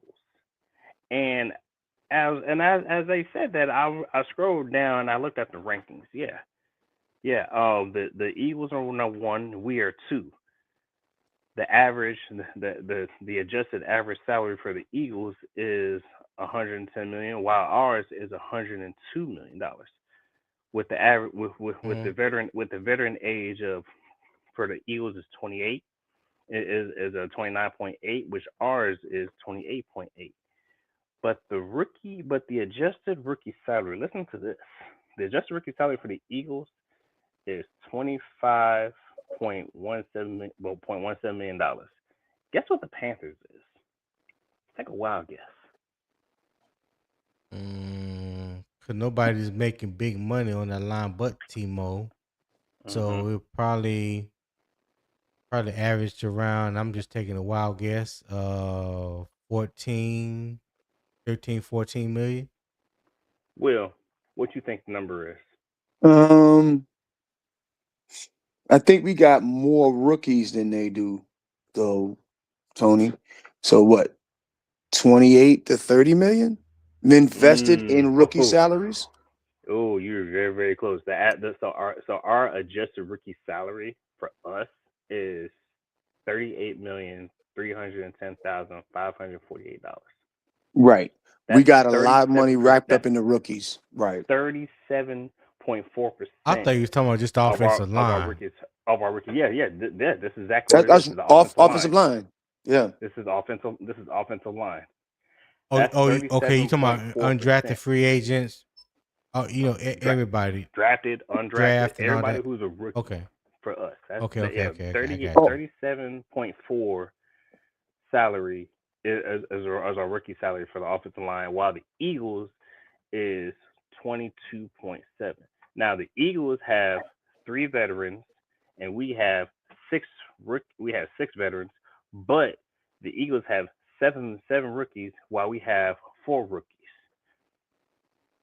Just think of this something to throw out there. And right behind us is the Broncos, who we do play. So we play the Eagles, and we also play the Broncos.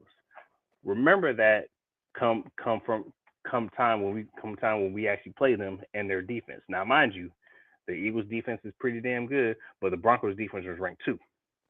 Just something just something to throw out there. Just something to think about when it comes time for our defense. When it comes time for our offensive line to face their defense, and their defense to face our offensive line. So what is the end goal for thinking about that? Because I'm having a hard time understanding.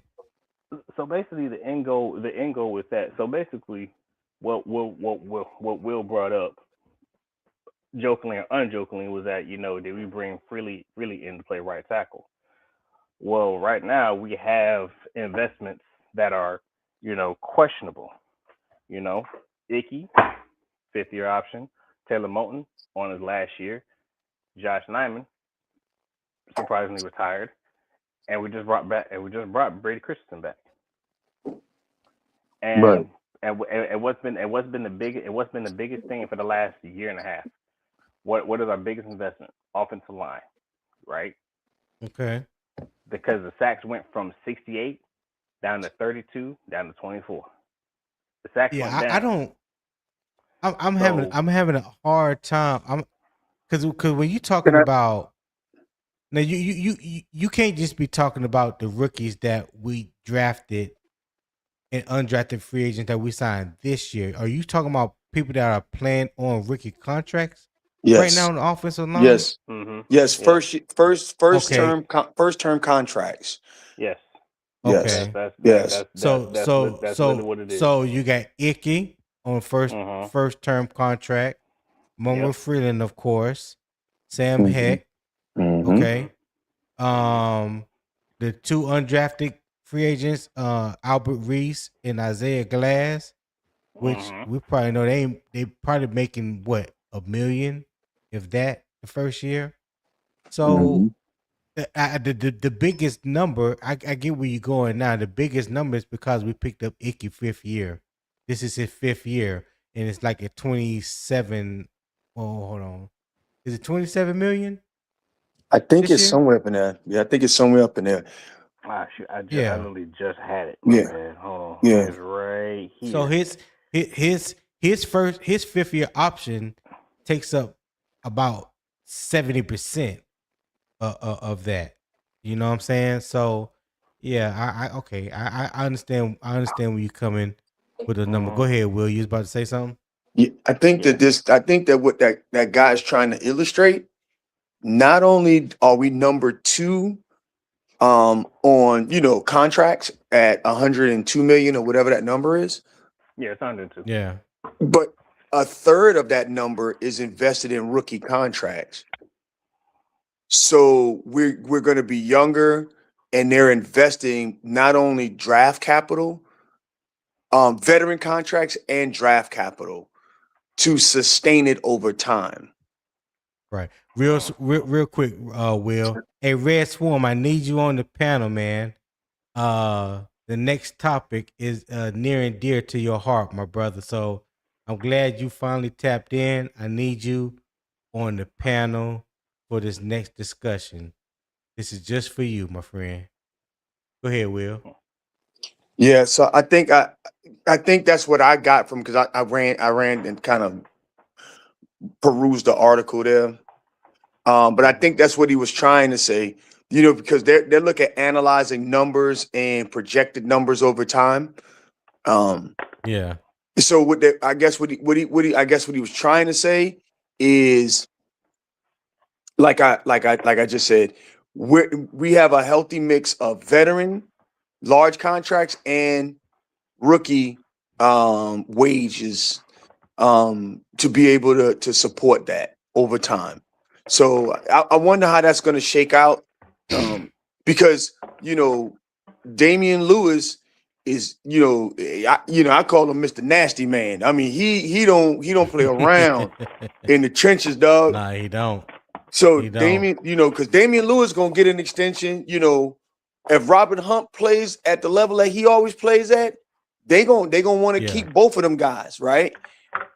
So that means that means they're gonna try to, and that goes back to what does that mean for the investments in the O-line? Are they going they're gonna have to find a way to, because we're gonna have to find a way to keep both tackles.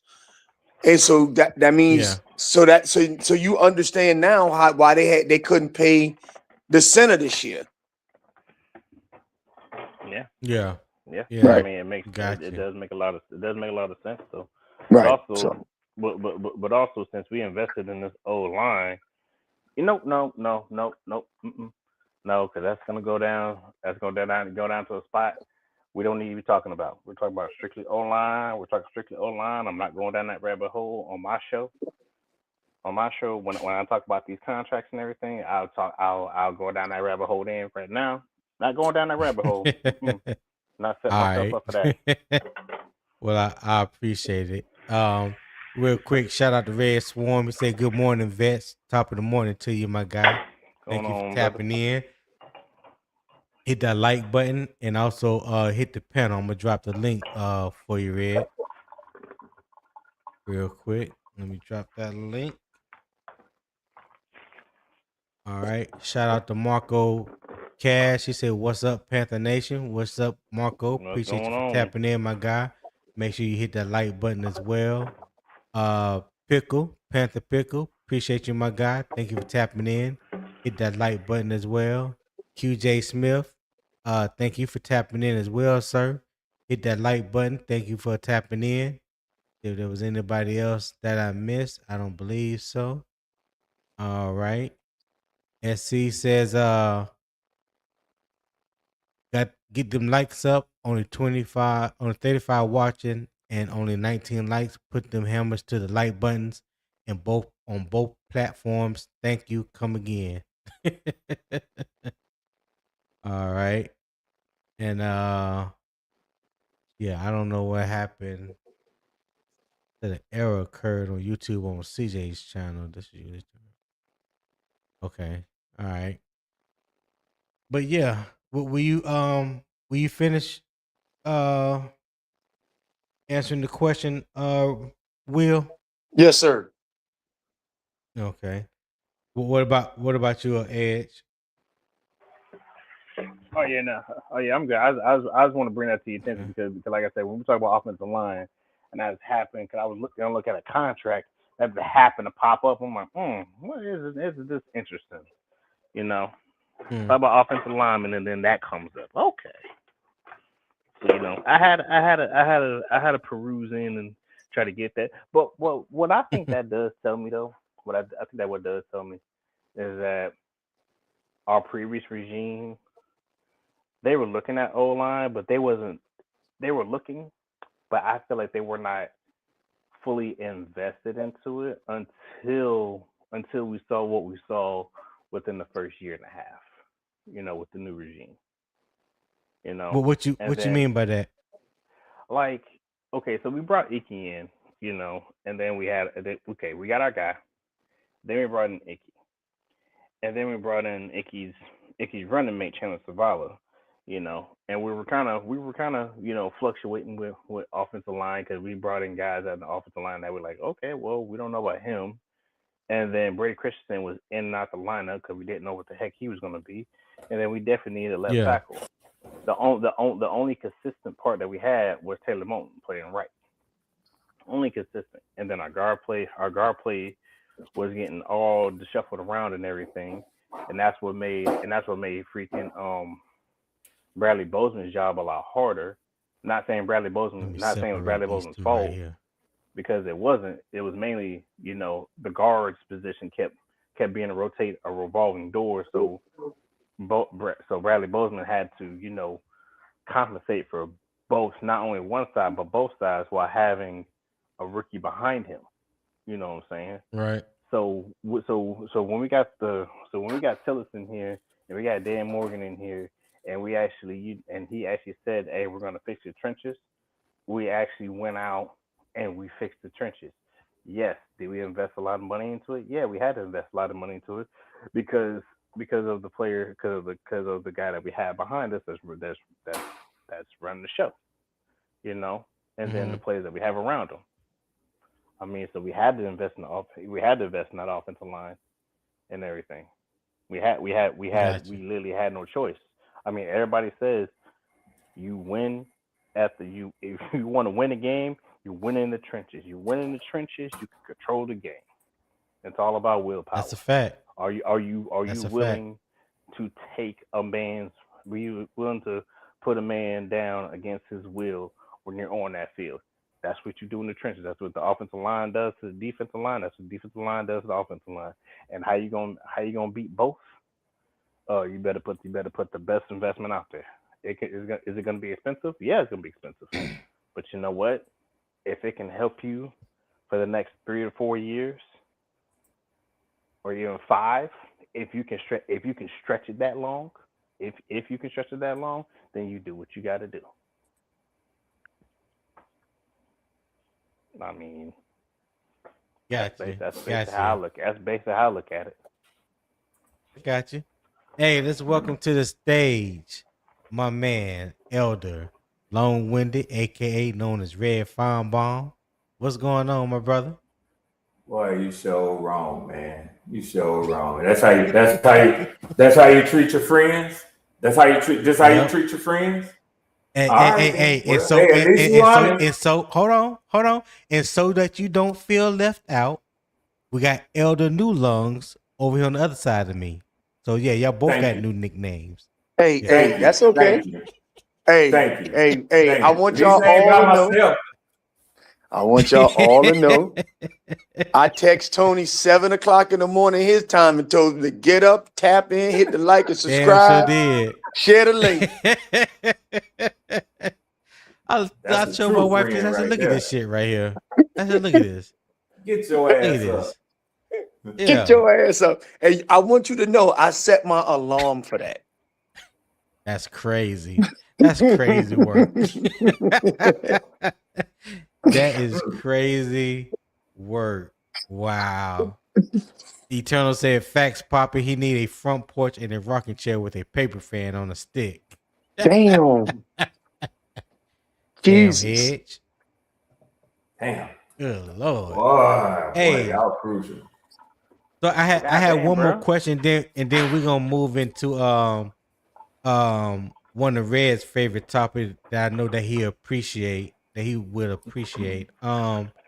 Real quick, Will, which relationship matters more initially, Freeling and Hunt or Walker and Lewis? Freeling and Hunt. Yeah. Freeling and Hunt. Freeling and Hunt. 100% agree. Yeah. Because he's the rookie, right? And Hunt's the steely-eyed vet. And then, Danny Moe said, T-Mo gonna be out there giving them pointers and helping them along, getting them organized. So he's gonna have more help. He's gonna have all the help he needs in order to get organized, right? Right. So I mean, I'm happy all the support he's getting. And I love our O-line, coaching staff. They seem to be really good. So excited about it. Okay. Are y'all really getting the benefit of the money that y'all have spent in y'all's O-line though? I think so. Let me just answer that real quick. So like Bryce first year sacked 62, 63 times. Second year was 32 times. Last year was 27. So when you just look at it just from the sheer volume of amount of sacks that he is taking now, he was sacked less from a total of 2 years than he was his rookie year. So yeah, I would say that is a big investment. The interior of your offensive line is your strongest, should be your strongest. If you want a quarterback to step up in the pocket, if you want to provide escape lanes for a quarterback, better protection from a quarterback, if you also want those guys to assist in a better running game, you have to take care of those trenches. And I think from what we have his rookie year and his rookie year to now, yeah, that was a big investment that needed to be spent, and I think they spent wisely there. Go ahead, Will.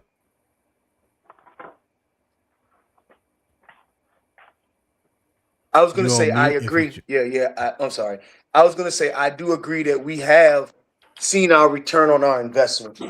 But I mean, we have had some injuries on the O-line, but our depth has been able to suture that gap. And our coaching staff has been able to paper over any problems that we've had. So, yes, we have seen the return on our investment, and I am glad that we're investing heavily there. And I'm glad that we're our trenches investments have been solid on both sides of the ball. Yeah. I know we're on the O-line, but both sides of the ball. Okay. Ed, what you got? What you think about what Red just the question that he just asked? No, yeah, I mean, it's like what I said before. You wanna win, improve them trenches, protect your quarterback, and also as long as you're protecting your quarterback, you build the trenches for the defensive line to get the other quarterback. That's how you win. Okay. Build the trenches first. Everything else around it will be just fine. So, and the reason I asked that, Tony, the reason that I asked that is, I will agree. I mean, I don't have no choice, because why would I disagree with facts? You know, the number of sacks went down. So because you read Swarm, and you're a Falcons fan, you a hater. That's why. Well, all of those your quarterbacks are done and out. That's why. True. Hold on, Ed. True. Go ahead, Red. Yeah, up to the point of being a hater. But I also like to at least just provide food for thought, so that you don't just fill your stomach up on sweets and candy and ruin your teeth and have diabetes. So I agree that the protection was better, kept your quarterback upright more often. I don't agree that your run game improved. And actually, for the money spent, I couldn't call it well spent or prudent or wise. Thank you, Edge, for pointing out what we have gone over earlier, is that I think it was last year, maybe the year before, that the Carolina Panthers had the most expensive offensive line in the NFL. Now, I'm not saying that money spent equates to quality. So I'm not saying that, you know, just because you spend $500,000 on a Bugatti, that you have the best running vehicle on the road. But I better be able to get something that I can show for that $500,000 that's exceptional. Now, as evidence, we talk about the run game. In 2023, your offense ranked 20th in rush yards per game.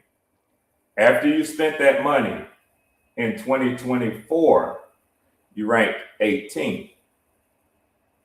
In 2025, last year, you ranked 19th. So you moved up 2 spots and then back 1. And you might attribute that to injury, but you still had to pay the cost. Red. Can I finish with the numbers first? Yes, please.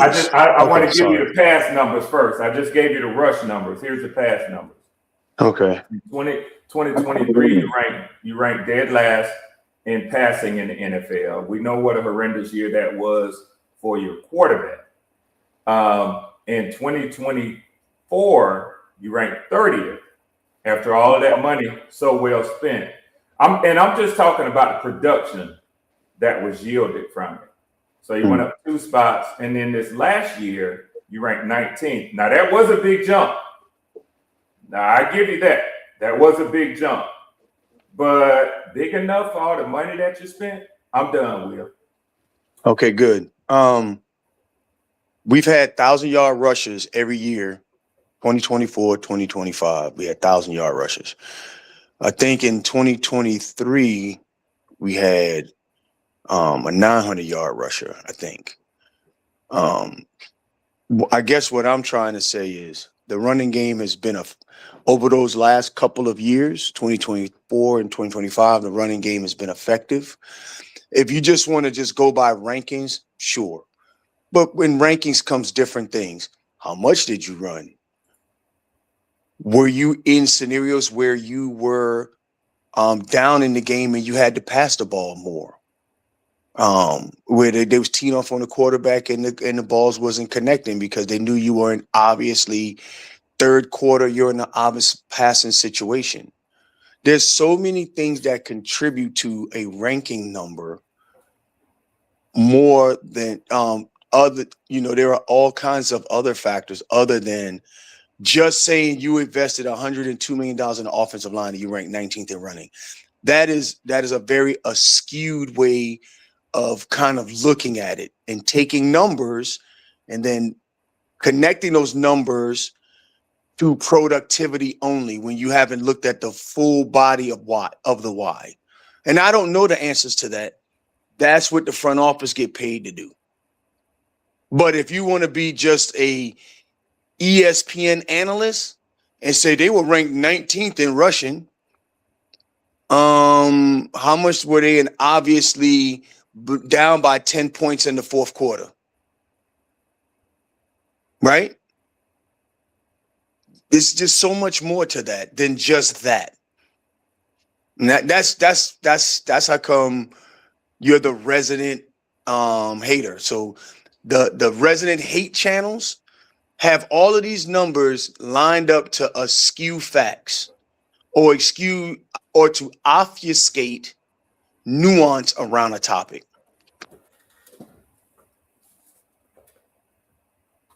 All right. So we're gonna transition into the next topic, and Carolina has established its opening answer at tackle.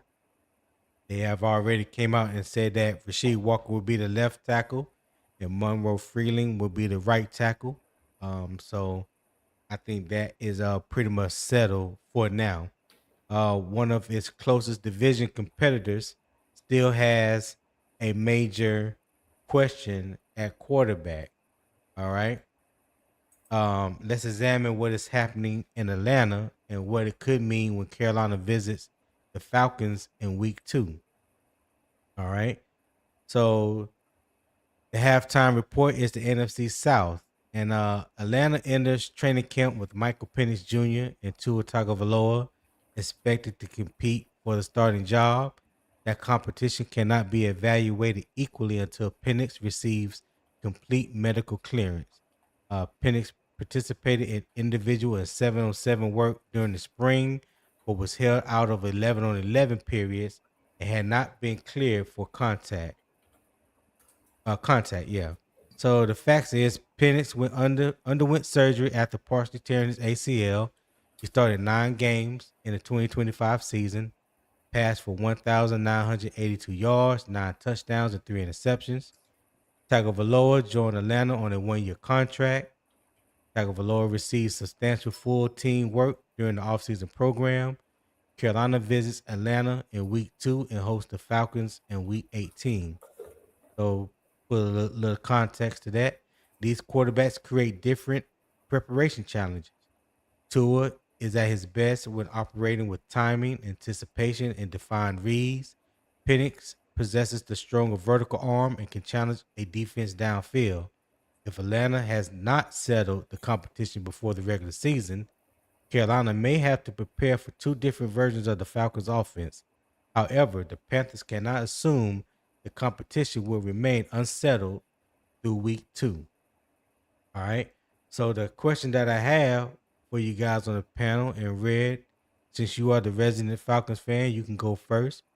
Does Atlanta's quarterback uncertainty give Carolina an early divisional advantage, or does Tua provide enough experience to stabilize the Falcons? What say you, my guy? Can I answer both of them? Yeah, you sure can. So not knowing who you're going to be going against is not an advantage because it means that you have to prepare for 2 situations as opposed to focusing all your attention on one. Yes, Tua gives the Falcons an advantage starting the season, not coming off an injury like Michael Penix would be doing. But more importantly, Tua Tagovailoa better fits Tommy Rees's offensive scheme. And another point that I'd like to point out is the Carolina Panthers are historically a below 500 team. I think that's not a slight.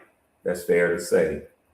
As are the Atlanta Falcons, as are the New Orleans Saints for the last, I think, at least 2-3 years. Neither of the 3 of us has put forth a record above 500. So, Tua Tagovailoa career record versus below 500 teams is, I saw this somewhere. I think they were bringing this out and they were talking about his poor record against above 500 teams. I think something like 28-8 against teams that don't have very good rosters. and 7-18 against above 500 teams. It was a glaring stratification between who he's excelled against and who he hasn't been good against.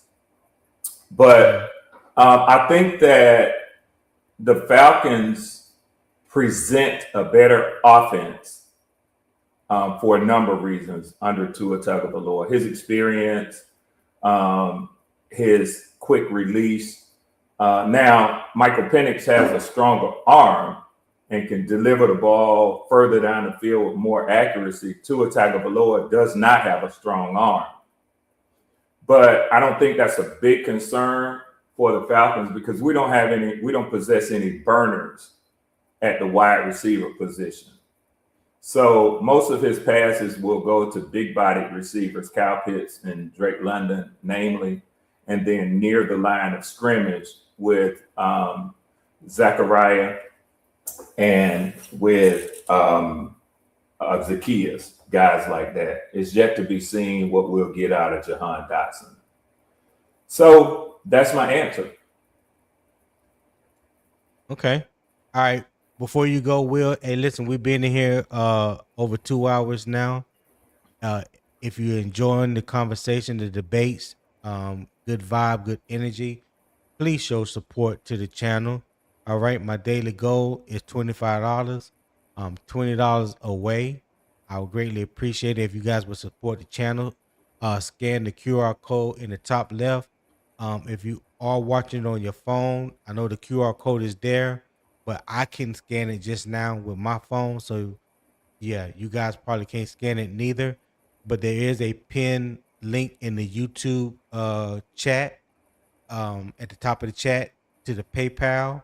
I greatly appreciate it if you show love. If you are watching through Carolina Armchair GM CJ's channel, you can also send a super chat through that channel. Again, $25 just my daily goal, and I'm $20 away. I would greatly appreciate if you're enjoying this content to show some love.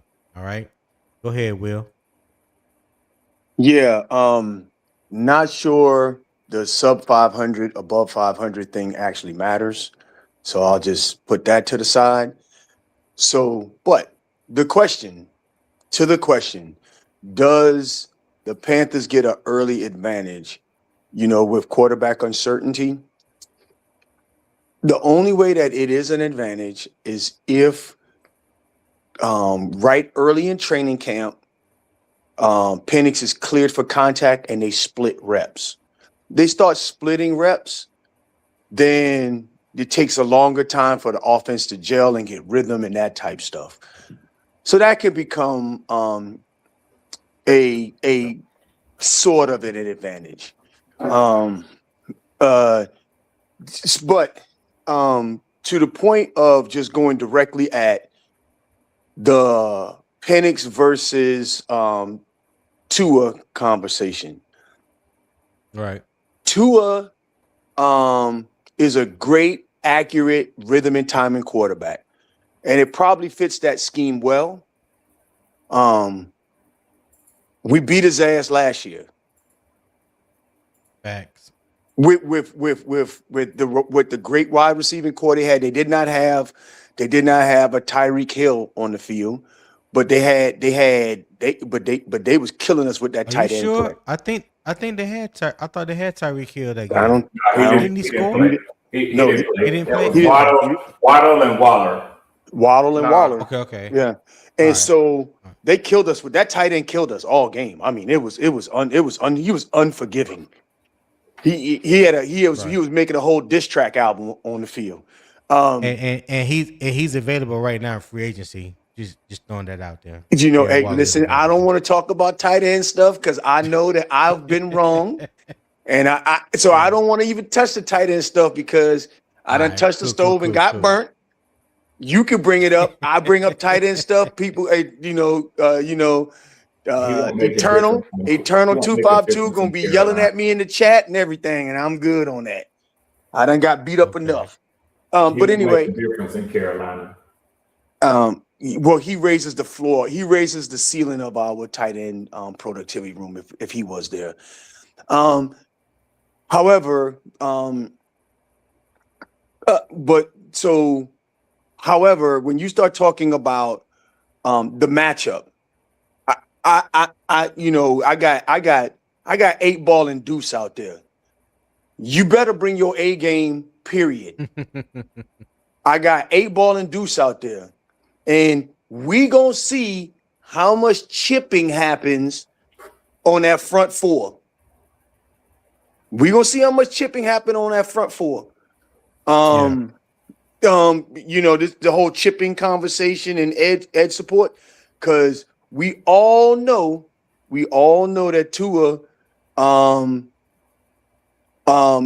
if Tua's the starter, we all know that Tua, I wouldn't say stay on his receivers, but he will hang in the pocket. So, well, yeah, he's not a scrambling quarterback whatsoever. Right, that's what I'm saying. He will hang in the pocket. Right, he'll hang there. And with that being said, I think our defense matches well with their offense, and if Tua and timing and rhythm offense is their scheme, Drake London gonna get respectable numbers. It's Drake London. He's gonna get respectable numbers. I'm not saying Drake London's gonna be locked down or anything like that, but what I am saying is that's not going to be all you have to do to beat us. You're going to need much more than that to beat this defense. Than Tua timing and rhythm and Drake London. I think we have arguably the best running back in the NFL, and we got arguably one of the top 5 linebackers in the NFL. And even when we didn't have a top 5 linebacker in the NFL, I was just responding to your comment about having something else besides. Yeah, I knew, because I was gonna go to 7, and I know we're talking about the quarterbacks, but just to provide nuance, 7 has never really cooked against us. Evero has provided a lot of particular support to him to help him understand that he playing the NFC South and he playing against the black and blue. He'll tell you that. Look at his numbers against Carolina. And that's before we got a Devin Lloyd or a Jalen Phillips. I believe that we match up well. And you could be arguably the best running back in the league. That just means that we got to provide you a little extra support. Yeah. So, well, I just wanted hold on. Okay. Go ahead. Hold on, Red. Go ahead, Edge. What you got? Well, Red, you know how to best. I just want to point out this is the long-winded society up on the panel today. What you? Oh, here we go. I'm gonna give my stuff to yes or no answers. You ain't gonna be beating me up no more. I tried to keep mine short. Yeah. Hey, go ahead, Ed. Go ahead. So, damn, I did not want to talk about quarterbacks today. I did not want to. I was sticking to the offensive line today. Damn, had to get to the quarterback. All right. So my thing is this: we know what we have as the Panthers. We know what we have with Bryce Young. We don't know what Atlanta has. We don't know. We don't know that, but we do know this: when Tua plays our defense, he's gonna have to deal with our secondary and our front four and the linebackers.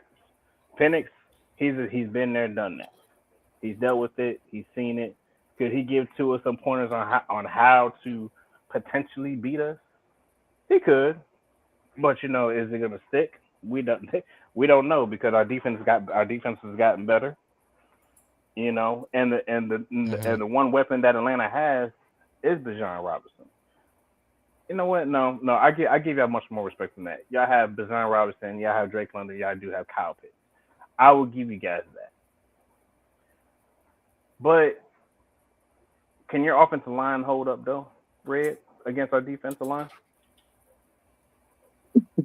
Is that a question? You read a question? Is that a No, question? that is the question. Can your offensive line hold up against our defensive line? Yeah. This is the best offensive line that Tua will have played behind. I think Tony will agree with that. Even with the snickering that's going on. Now whether they're hold up or not, whether they're hold up or not, I think they'll have to play the game to see. Okay. But if you were to ask me, I would say yes. Where's your right tackle ranked in the NFL? Since you like to go ranking charts and statistics, your right tackle, which is considered the left tackle with a left-handed quarterback, where is he ranked in PFF? Did we have how many sacks? Okay, I'll let you go and then I'm gonna answer. How many sacks, pressures, hurries? Where's he ranked as a tackle in the? You have the stats for everything for Panthers. Keep talking, and I'll pull it up. Okay, I just want to find out. Your guy you got in because the other guy retired. So, keep talking, and I'm pulling it up. So I just want to find out where he ranked at, because you said they're gonna hold up, and you got stats for everything. Because I think I don't know what the number is, but I was told. Yeah, okay, all right, but I just want to make sure that we provide some confidence to your answer. Yeah. So Edge asked a question. Did I answer your question, Ed? Now Will has given me another question. I thought it was Edge's turn and then mine, but I will do this. I will, out of respect for Will, and also just to keep the debate going and lively, I'll pull that up, and then hopefully we'll be able to talk about not Tua, not Penix, but my right tackle as the only player along my offensive line. But go ahead, Edge. Yeah, and like I said, the main reason why I brought that up with the line is because our line is doing nothing but just getting better. You've seen it, we've all seen it. It's getting better, and and just to let you know, Pat Jones. You missing your 2 starting tackles, and you getting better. Hey, God, you know, my Pat Lord Jones, and my God. Hey, look, just to let you know, Pat Jones is coming. Pat Jones is coming back. Hey, you talking about the defensive line? Hold on, Edge. Let's keep the focus about the quarterback situation in Atlanta. I don't want to start talking about offensive line against offensive line, Pat Jones and all that. That's not the subject of the discussion today, right? We're talking about the Atlanta quarterbacks, Michael Penix and Tua Tagovailoa. Well, Tony, and let me say this quickly, Tony, please. I don't take offense. I'm going to say, Red, go ahead and get off what you need to get off, but then let's bring it back. Just so you know, I don't take offense to you as the host when you allow liberties for attacking old Red Swarm. Now, I will tell you, Tony, and I'm going to be 100 with you, Greek. I'm going to keep it $1. I noticed more liberty provided when they want to jump all over the place to make points against me. I don't want to sound like a victim. Actually, yes. I like it. You know me. I wake up looking for it. So let me just, because I don't know or understand where you're going with this, but I just clearly told Edge to bring it back, and I clearly just said to you, Red, because both of these gentlemen posed a question to you for you to go ahead and get off whatever it is that you was gonna say. I just clearly said that. Yeah, he did. Yes, I agree. So hold on, Edge. So Red, go ahead and say what you need to say so we can get back on topic. No, I'm done. That was it. I'm ready to get back on topic. All right. So okay. All right. So I'll as much as I don't want to bring back to the quarterback, I'll bring back to the quarterback. Well, you don't have no choice if you're gonna be on here. So let's get back to the quarterback. No, I got you. All right, cool. So with the quarterback situation that Red has, Red has to figure out. Atlanta has to figure out. Who they playing. Us, we don't have to figure out who's playing because we already know who is going to be playing that quarterback. We get that. But the real question is this: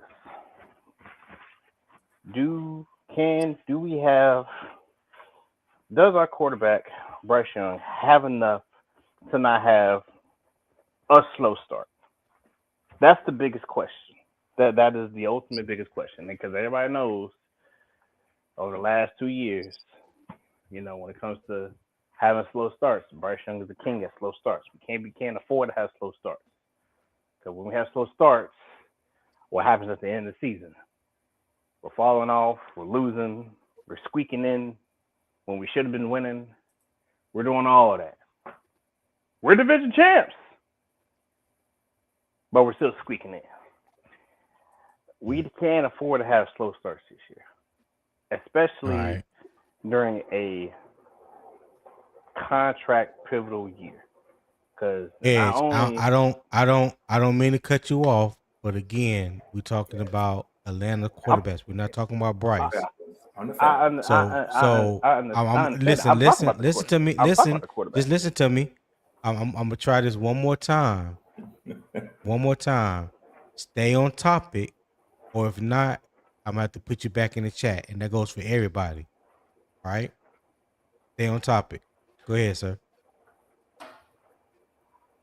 Okay. All right. Just to make it easy for you. Atlanta has to figure out their quarterback situation. We don't have to figure out quarterback situation, and that's basically it. Right. Okay.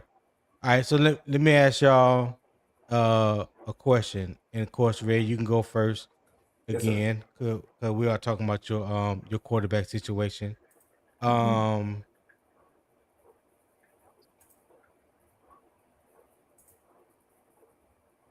Which quarterback do you think would create the more difficult matchup for Carolina? Oh, Tua easily. Okay. He's more versatile quarterback. So and Tua is a more experienced quarterback. He's played at a higher level than Michael Penix. Michael Penix is still trying to figure his game out. Tua is trying to recapture his game. So those, two very different things. So without a question, Tua presents the more difficult challenge, in my mind, at least. All right. Well, what you got? I think that, like I said, I think that we if they're going to start splitting reps, that gives us an advantage. If they're going to just go straight with Tua and put and then allow their other quarterback to heal. I think that their offense will gel, and we're just planning against a rhythm and timing offense run by Tua and the offensive scheme that they set out by their offensive coordinator. That's just I mean that's the only thing I can see as an advantage or disadvantage, and I know it's a lot of talking on the talking heads on ESPN and all that stuff, but I really don't even think that this is a Billy Big Camp battle. I think it's going to be Tua, and I think the answer to that question is going to be pretty quick. I agree with you on that. I agree with that. Yeah. What you got, Edge?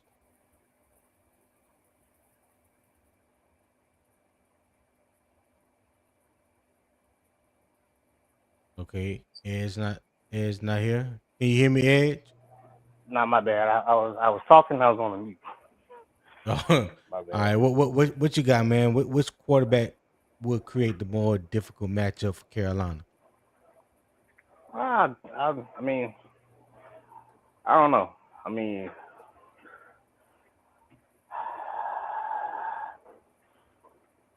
I probably would have to say Tua, just due to the fact that we played him less times than Penix. We just gotta. I mean, we got prepared for both. But I believe that Tua does is due to the fact that we played him less times. And that's really all it is. I got you. Hey, shout out to J Rock Stick City for that $2 super chat. He said great content as usual. Hey, I appreciate that, my guy. Appreciate you for tapping in as well. Still Matic, I appreciate you for tapping in as well. J Live, definitely appreciate you for tapping in, even though you're a Saints fan. with all that Tyler Shuck mess. Dino Bravo, aka Square Circle. Appreciate you for tapping in, my guy. Mello the Great. Appreciate you guys for tapping in. And Pewter, appreciate you for tapping in as well. You guys hit that like button. I greatly appreciate it. Definitely hope you're enjoying the content this morning. All right. Tony, can I ask a favor? Yeah, go ahead, Red. What you got? This is a question, so I don't get kicked off the panel. Can you allow me some time to provide later on? It don't have to be now to disrupt, the flow of where you were going, to be able to provide Will with the answers that he asked me to go get, because I've been pulling up PFF just to say, Well, if you got the answers, yeah, we can do that, Red. Listen, I told you that this segment, this halftime segment was for you, talking about your Atlanta Falcons quarterback. So you did. We'll pose the question to you. So if you got the information, let's go ahead and answer it. Let's go ahead and address it. Good. And so, Will, let me start off by saying that I do remember our discussions about this last year when we had to go out and bring in a tackle to fill in for or replace Caleb McGarry, who was injured. And so we brought in a tackle off of the street. At the end of the year, we still graded out as the 12th best offensive line, the best offensive line, by the way, graded out in the NFC South. But that's largely because of the other linemen along the offensive line outside of the right tackle. I will give you that the right tackle last year with Elijah Wilkinson was the weak link on our offensive line. My early perception is that Jawan Taylor starts off as the weak link along our offensive line. He is ranked, and I use PFF a lot, he is their 64th ranked offensive lineman. That is, by definition, a backup in the NFL. He is horrendous. You talking about McGarry? No. McGarry retired. Jawan Taylor that's right. Okay. went out and got, He's ranked 80th out of 89. He's ranked 80th out of 89. Tony, let me pull my screen up, Tony, real quickly. I'd like to just share this. In 2020, but not trying to beat down the date. Hold on before you overtalk. I'm sorry, Tony. I don't like people to think that I'm in the habit of lying to them. So I'll just show the people so that they won't think that I'm sitting up here just shooting them the breeze. That's not what I'm about. So back to what I was saying. That's my concern with him, is that, yeah, he is going to be the weak link, at least starting out in this season. Now, I don't know if he'll stay the weak. Yeah, I don't know if he'll stay the weak link because I really trust in Bill Callahan, who I know you've heard that name, Tony. Not trying to get you to co-sign anything. Yeah, I know. Yeah, other people may have as well. So I trust in him to get whoever is going to play on his offensive line ready. So, but for those who can see this, Tony, I don't know how to enlarge that any more than I have it on my side. But you can see, thank you, Tony. You can see Jawan Taylor right here at the bottom. As I said, 64th ranked. See rank as a column? 64th. Just as a quick side note, the guy that y'all got to replace Ickey, or I think, Ickey on the left side, is Rasheed Walker. Not that big of a difference in these two guys. So that's just, that's just that. That's where I am on that. But yeah, he had a horrendous run block grade of 43.8. His pass blocking is a little bit better when you talk about protecting a left-handed quarterback at 67.3, which is like a little bit better than average. With PFF, they use these color codes. So he's green on the pass block, but he's woefully orange right here on the run block, and his overall grade is not good at all, 53.3. And So, his yeah, 53, Will, hold on, his 53.3 is ranked 80th out of 89 qualifying tackles. Where do you see that at, Will? What do you I, want? what if you just go to PFF and you just, if you just go to PFF and you say overall 2025 grade, PFF grade. just so that people know this is PFF. I know what it is, Red. I'm looking. I'm on PFF. So y'all looking at two different things. Reds is looking at blocking grades, Hey, and Will, you looking at overall grades. The overall grade based off qualifying tackles in the NFL. PFF states that he is 80th out of 89 qualifying tackles. Run blocking grade, he is ranked 88th out of 89 qualifying tackle. Pass blocking grade, he's ranked 48th out of 89 qualifying tackle with a total number of snaps of 780 when he played for the Chiefs in 2025. That's all I'm saying is if you put Phillips on that side, with his ability to set the edge, I think we got a shot. I think that's a real good goddamn chance. That's Tony, all. Can I ask you a quick question? Hold on. Go ahead. Yeah, you can, but hold on hold on 1 second. Hey, Edge, I'm gonna drop you off, my guy. I appreciate you being on here so I can bring up another person. Well, there you go. So I could bring up another person on the panel. All right. No, you good. I gotta roll out anyways. I gotta head to work, but I'll be in the chat. See y'all later, man. Yeah, man. I only got like about 30 minutes myself. I mean, about 15, 20 minutes myself. I gotta get going to Audi Field for a presentation. Yeah. Hey, what's going on, Nick? How you doing? What y'all two arguing about? Y'all talking about who the better left tackle is? Yeah. No, that's not what we're talking about. But hold on before you get started, Nick. Let me go ahead and let Red finish what he was saying. Go ahead, Red. Just quickly, and I get Will's point, but Tony, let me ask you a question. Both phases of the offense, run and pass, right? Yeah. If I give you two different numbers and you want to find the average, what do you normally do when you get two numbers and you want to find the average? You add them together and you divide it by two. Okay, thank you. All right, moving on. Hey, but PFF doesn't do that, Red. It's called weighted grades. Come on, man. Stop trying to mislead people. You know that. You a smart man. Don't do that. You read and got rid of numbers. Don't do that. One person is telling you stuff and I'm showing you stuff for you to read. Red. It's easily Googleable. So I'm gonna stop. I'm gonna stop with this. I'm gonna like I did. I spend my hard-earned money and I enjoy listen. And their premium package, and I shared it with the people. You stop telling the people to show them. Red. He was anybody in the chat.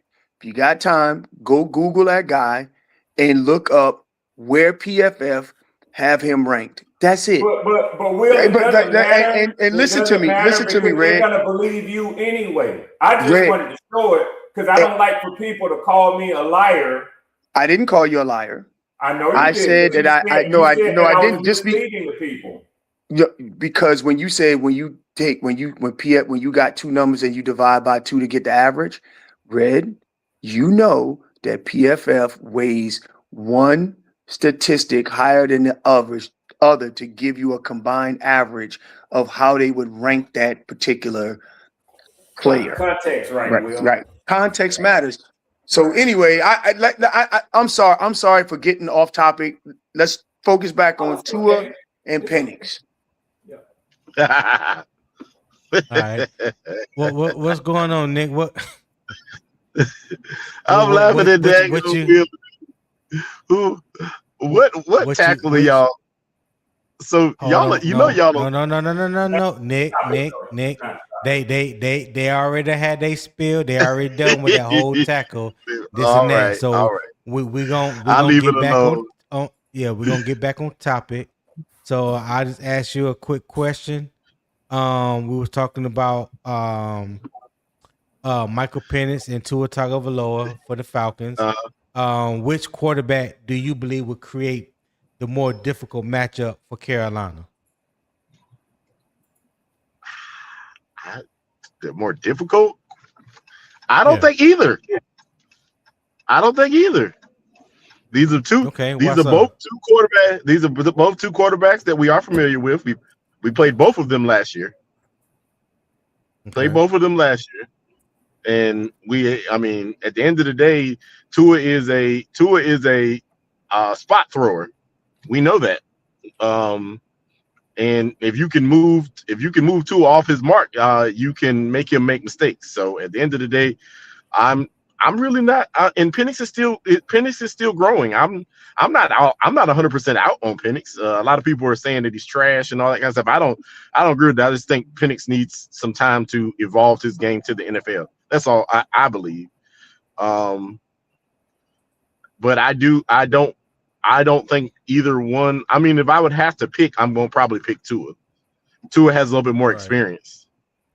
Tua has more experience in Tua. Just like I said, if you give Tua the opportunity to throw to a spot, which is what he usually does with those. That's why all those yards that he got in that 1 year, he threw the ball to where he knew Tyreek and Waddle were going to be at, and they got there, and that was all they wrote. So at the end of the day, I'm gonna say so basically Tua, you're saying he don't have those speed demons. He don't have those speed demons in Atlanta that he had in Miami. Yeah, and he's gonna have to learn to, because I think he's going to have to adjust his throwing because of how fast. Y'all remember how fast he was getting the ball out of his hand because of the speed demons he had. He ain't got that. He ain't got that. So I think it's going to be hopefully it is a learning curve that they have taken care of during the off season. But I do believe that it's going to be a big difference for him when you got to throw to somebody who is way slower than the guys you have been throwing to. That's a good point. That there is going to be some adjustment there, but I'm not saying that he can or can't do it, but I do believe there's going to be some adjustments when you're talking about coming from those two speed demons to the receivers that you have now. Now, Zachariah Branch is no slouch. I love Zachariah Branch when he was at USC and when he was at Georgia. So, yeah, I definitely know what that speed demon can do. Yeah, he's no slouch. So we're gonna transition back to Carolina. All right. Atlanta must determine which quarterback gives this offense the best chance to function. Carolina must determine whether its new tackles allow its own offense to function normally. The first half evaluated even the running back to start. The first half evaluated the decision to start Walker and Freeling. The second half establishes the evidence we need before calling Carolina's depth dependable. All right. So let me just throw my banner up there. The second half is the proof. All right. Carolina signed Walker and drafted Freeling before the full extent of Moton's medical situation became public. Instead of searching for an emergency option after camp began, the Panthers have already had an experienced tackle, a premium rookie, and a versatile reserve in Christensen. That proves the front office prepared for uncertainty. It does not prove the replacements can perform. Carolina does not need Walker and Freeling to become Ickey or Taylor Moton immediately. It needs them to execute well enough for the unit and the offense to continue functioning. All right. So this slide that I got right here is my 6 proof points. All right. 6 camp proof points. And we can start with number 1. Let me remove this so you guys can fully read it. Hey, Tony, I hate to do this, man. I hate to cut you up, man. I got to drop. I got a work call came up. Sorry about that. Okay. Hey, Will, if you talking good, to your brother, we'll catch you next time. All right. Sorry about that. I really wanted this topic. I was waiting on this topic too. All right. Later. All right, no problem.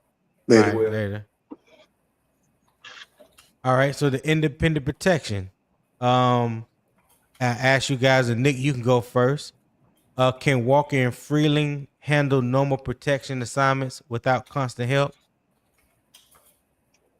I think they will be okay. I mean, obviously, we all know that Walker is no jump off the page left tackle, and Freeling's a rookie, so we don't know 100% what we're going to be getting in the NFL.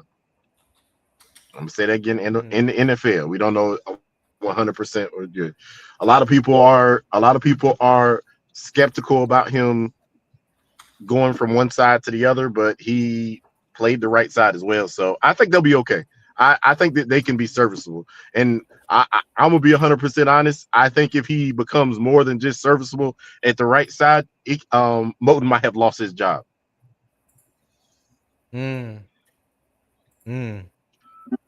Okay. All right, Red, what you got? What you think? As it relates to independent protection, I asked this question last night of Poppin, and I want to ask it to y'all to help me with my answer. Well, no. Can you answer the question first? Yeah. Okay, all right. I'll do it backwards then. I think that it is as much as we just talked about the uncertainty that the Falcons have at quarterback. I think that there's a good deal of uncertainty for the Panthers at their tackle positions. More so stabilized with an average, as I just showed, Rasheed Walker, and a complete unknown with the rookie starting at your right tackle. So that's my take on that. Now, Tony, my question is in line with the tape that I just gave you. So no tricks, no sleight of hand. If you were to have these 5 offensive tackles fully healthy, and again, this is not a trick question, Nick. These 5 offensive tackles fully healthy. I think it's Moton, Ickey, Rasheed Walker, Monroe Freeling, and who's the other guy? Stone Forsythe? No, I know I wouldn't even embarrass y'all with that. I think he said, what's the guy who has played every position? Brady Christensen. Okay, Christensen. If you had those 5, who's your starters? Who's your primary backups? And then who is 5th in your pecking order? Oh, well, for me, that's easy. If I had to go on my starting 2, I would go with Monroe Freeling at left tackle and Taylor Moton at right tackle. That's if he was healthy. That's what Poppin said too. Okay. Fully healthy. Backups, You put him over. Yeah. You put him over Ickey right now today. Yes, absolutely. Because I think he's a much better pass protector than Ickey right now today. On the left side, Ickey. Yeah, on the left side. If Ickey was healthy right now, yes, I would take Monroe Freeling over Ickey. Full stop. Okay. The backups, I would have Rasheed Walker. My bad. Yep. No, the backups, I would have Rasheed Walker and Brady Christensen. And Ickey would be the 5th. Okay. Now, which side you starting Rasheed Walker on? Well, since he's a backup, you look at the backup as swing tackles, but he probably would primarily back up the left tackle. Since that's his natural position, he's only played left tackle in the league. Brady Christensen has played both, so you could use him on the right side to be a backup to Timo and Ickey. Yeah, Ickey will be the backup to whatever guard gets hurt, because I think his eventual role down his eventual role with the team down the road will be at guard, not at tackle.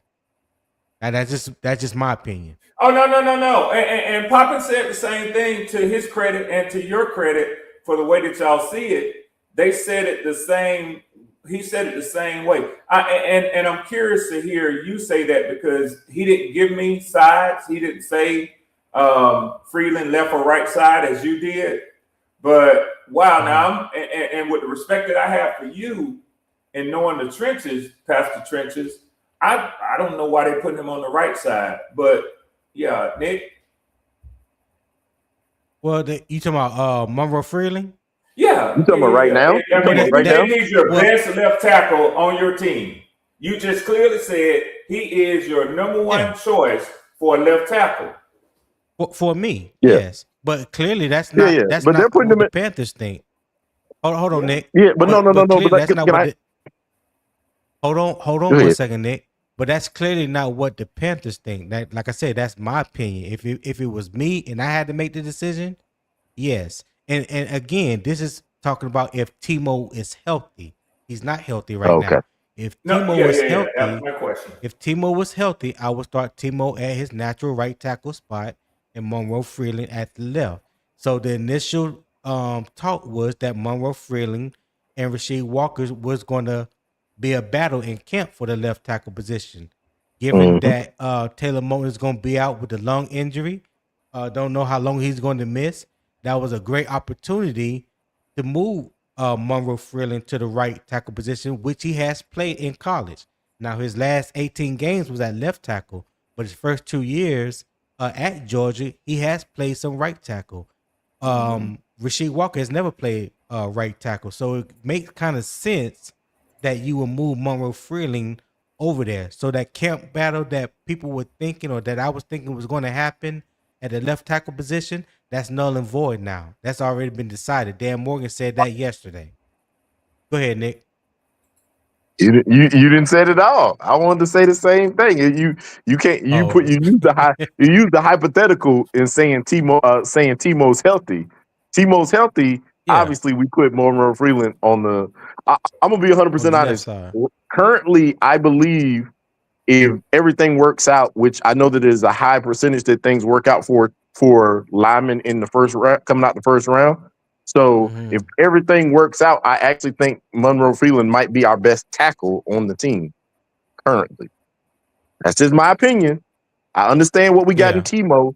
Timo has had some injury issues over the last 3 to 4 years. And at the end of the day, he's getting older. So at some point, it's going to happen that we're going to have to replace him. Yeah. So shout out Roadmaster real quick. He said they announced that, or are you speculating? Yes, sir. If you watched the press conference yesterday, Dan Morgan was asked about the tackle positions, and he clearly stated that Rasheed Walker would be the left tackle, Monroe Freeling would be the right tackle going into camp. So yes, they have announced that, and there's no speculation in what I'm saying. Go ahead, Nick. Yep, they definitely said that. He said that Monroe. That's even if he didn't announce it, that's obviously. I said it the day before. That's the only choice. With Timo, I don't do good with speculations. That's not what I do. So I just had to let him know that if I said it, I heard it, and there was confirmation on that. Yeah. I understand that. I mean, you could do. I did the minimum amount of research. Talking about Moton. Yeah. What do you mean? Are we? Did they announce what? They announced that Taylor Moton has a blood clot in his lung, and already said that he's going to miss substantial enough time in the preseason. And while he is, trying to get back healthy, that he was going to be mentoring Monroe Freeling on the right side. Hey, Tony. Yeah, the answer. Go ahead. I think that's Roadmaster. And what he's saying is him and Ray Shack was having a side discussion about T. Moton missing time and how much time he'll miss. Oh, well, I apologize if that's the case. Yeah. I only butted in just to sort of say, I know you got a lot going on and you're trying to observe the chat too. But listen, Tony, I had the benefit of scrolling back up to see what they were texting back and forth. So okay. Yeah. All right, no problem. Yeah. Go ahead, Nick. Finish your thought. I mean, yes, sir. Yeah, I understand Red's thinking that we have.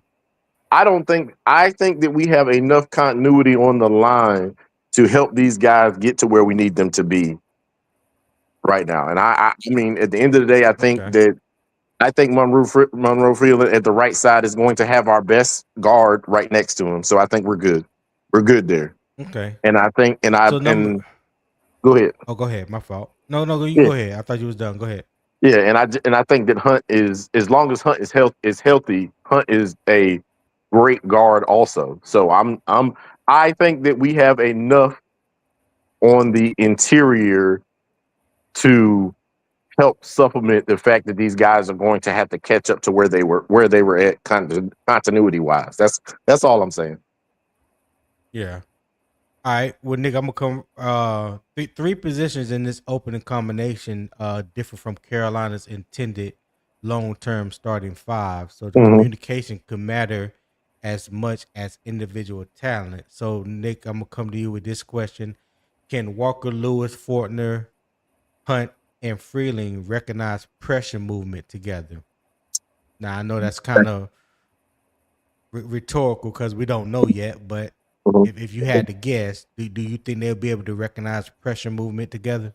I think we'll be okay, because I mean, a lot of people think that we're going to see that Freeland's going to see these crazy defensive fronts and all that kind of stuff like that. I think we're going to be okay, because I think that we will. I think that the two guards will help anchor this offensive line until the other three pieces catch up. Because I'm not, because I believe if you give the tackles the opportunity to say that, okay, you just need to focus on this guy who's going to try to get around the edge on you, I think we'll be okay. Because I don't think there'll be a lot of, I mean, and obviously we'll bring the tight ends in there to help chip and all that kind of stuff too. So I think that they have the time to gel and get their processes down and their communication down. Because that's all what is on, is communication. Because if you can get the communication together, you in this line can move as one singular unit. Everything is good. Everything will work. And I think, and I think we have one of the best offensive line coaches in the NFL. I'm just saying. This is my opinion. Gotcha. Red, what you got?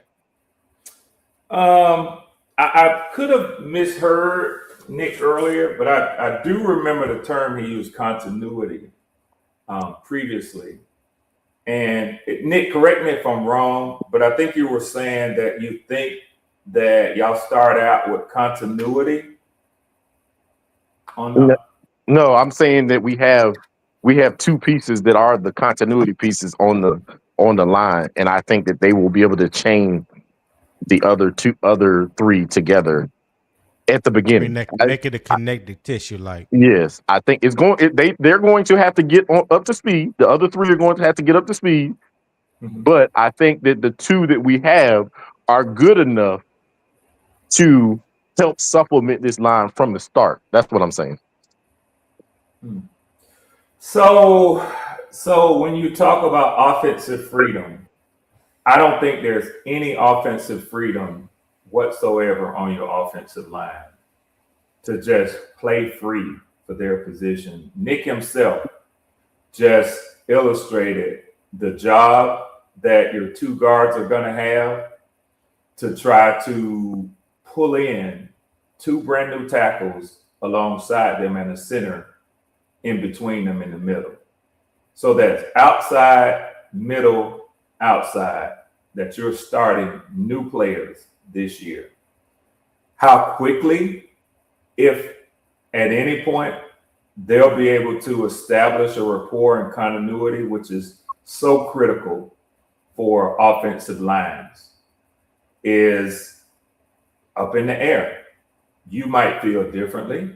You might feel that it's already there. It'll be there by the end of training camp, that it's not that big of an issue.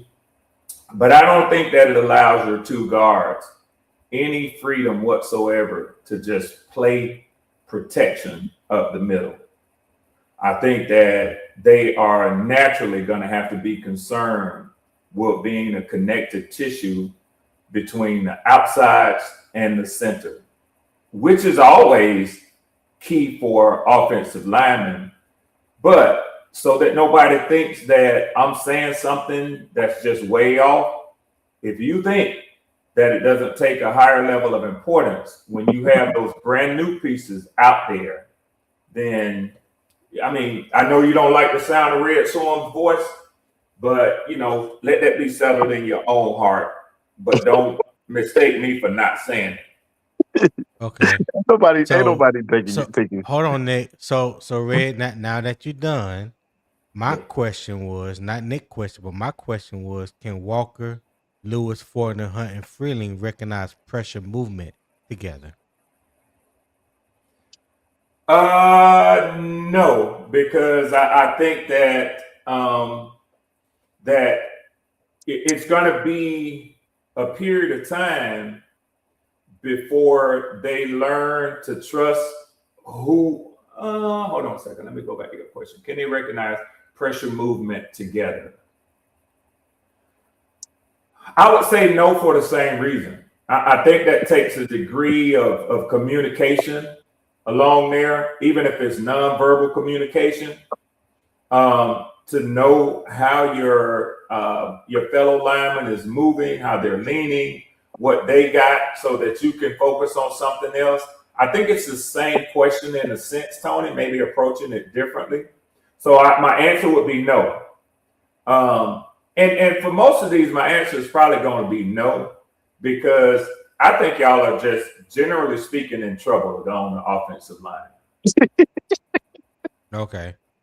So number 3 is the offensive freedom. All right. The most revealing evidence may not be an individual win or loss. It may be what Carolina feels comfortable calling. So the question, Nick, you can go first again. Can Ickey retain the complete passing and running game menu? I think so. I'm gonna say that because what Red don't forget is teams is going to attack us to the outside. Why would you attack us to the strength of our offense? That don't make no our offensive line. That don't make no sense. So teams are going to test those tackles on the outside. They're going to line up in wide and make them do their jobs. It don't behoove too many people to spin to the inside where Robert Hunt and Damian Lewis are at.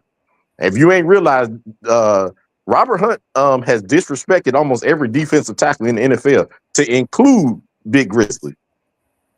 You did give him the business in that game. Yeah. So at the end of the day, teams are going to attack us to the outside. So do I think that they're going to have to keep to the same menu? We're going to see a lot of running in between the tackles and the guards. And then we'll still see some throws to the outside and all that kind of stuff. I think at the end of the day, I believe, just like I said a few minutes ago, I believe we have a really, really, really good offensive line coach. And I think he will get these guys up to speed. I'm not going to say it's going to be perfect, because you are correct, Red. You have to learn how somebody's body movements are to tell which way they're going to go, so that you know what you need to do and all that kind of stuff like that. Those things are going to have to come together as they go along. But at the end of the day, I do believe at the beginning of the season, we're still going to do what we need to do to win games. And these guys will catch up as they go along.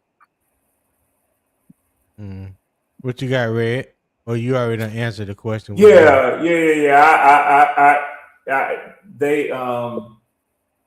They started behind. Okay. All right. So number 4 on there is Freeling's correction speed. All right. Every rookie tackle will lose repetitions. The meaningful evaluation is whether Freeling understands why he lost, changes his technique, and performs better when the defense attacks him the same way again. So, Nick, question goes to you. Does Freeling correct mistakes, or does the same problem remain? Do you have faith that he will correct the mistakes, or will the same problem remain? I think that worded that way. I have faith that he will be able to correct his mistakes quickly. One thing that he does have at his benefit is that regardless of whether Jalen Phillips gets home all the time, Jalen Phillips is a tough person to have to stop.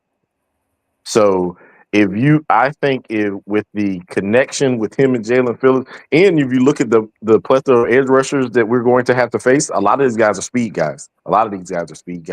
And I'm going to say I think he has the advantage over the guys who are going to be the power guys because I don't think he lets dudes get to his body very often. So I think we'll be okay. I think he will correct the mistakes that he's going to have against speed rushers, and I think that having to go up against somebody who has an extremely high pressure rate from day one in camp, I think he's going to be perfectly fine. He'll correct those mistakes. Jalen Phillips will tell him what he sees and what he could do better, and I think we'll be okay. Okay.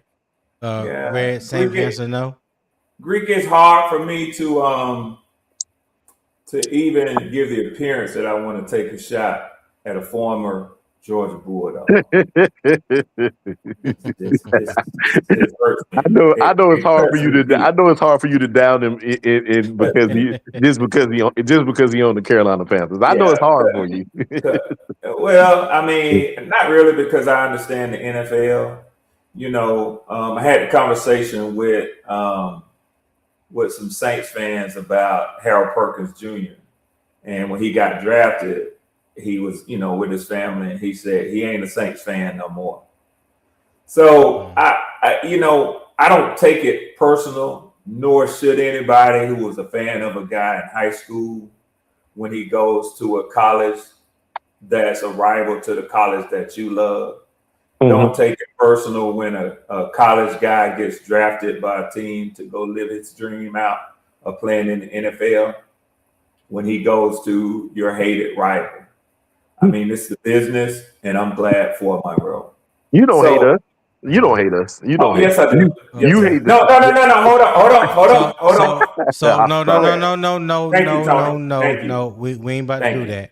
So number 5 is the contingency depth. All right. Yes. Starting plan. But I think that Freeling that Freeling is very smart, Tony.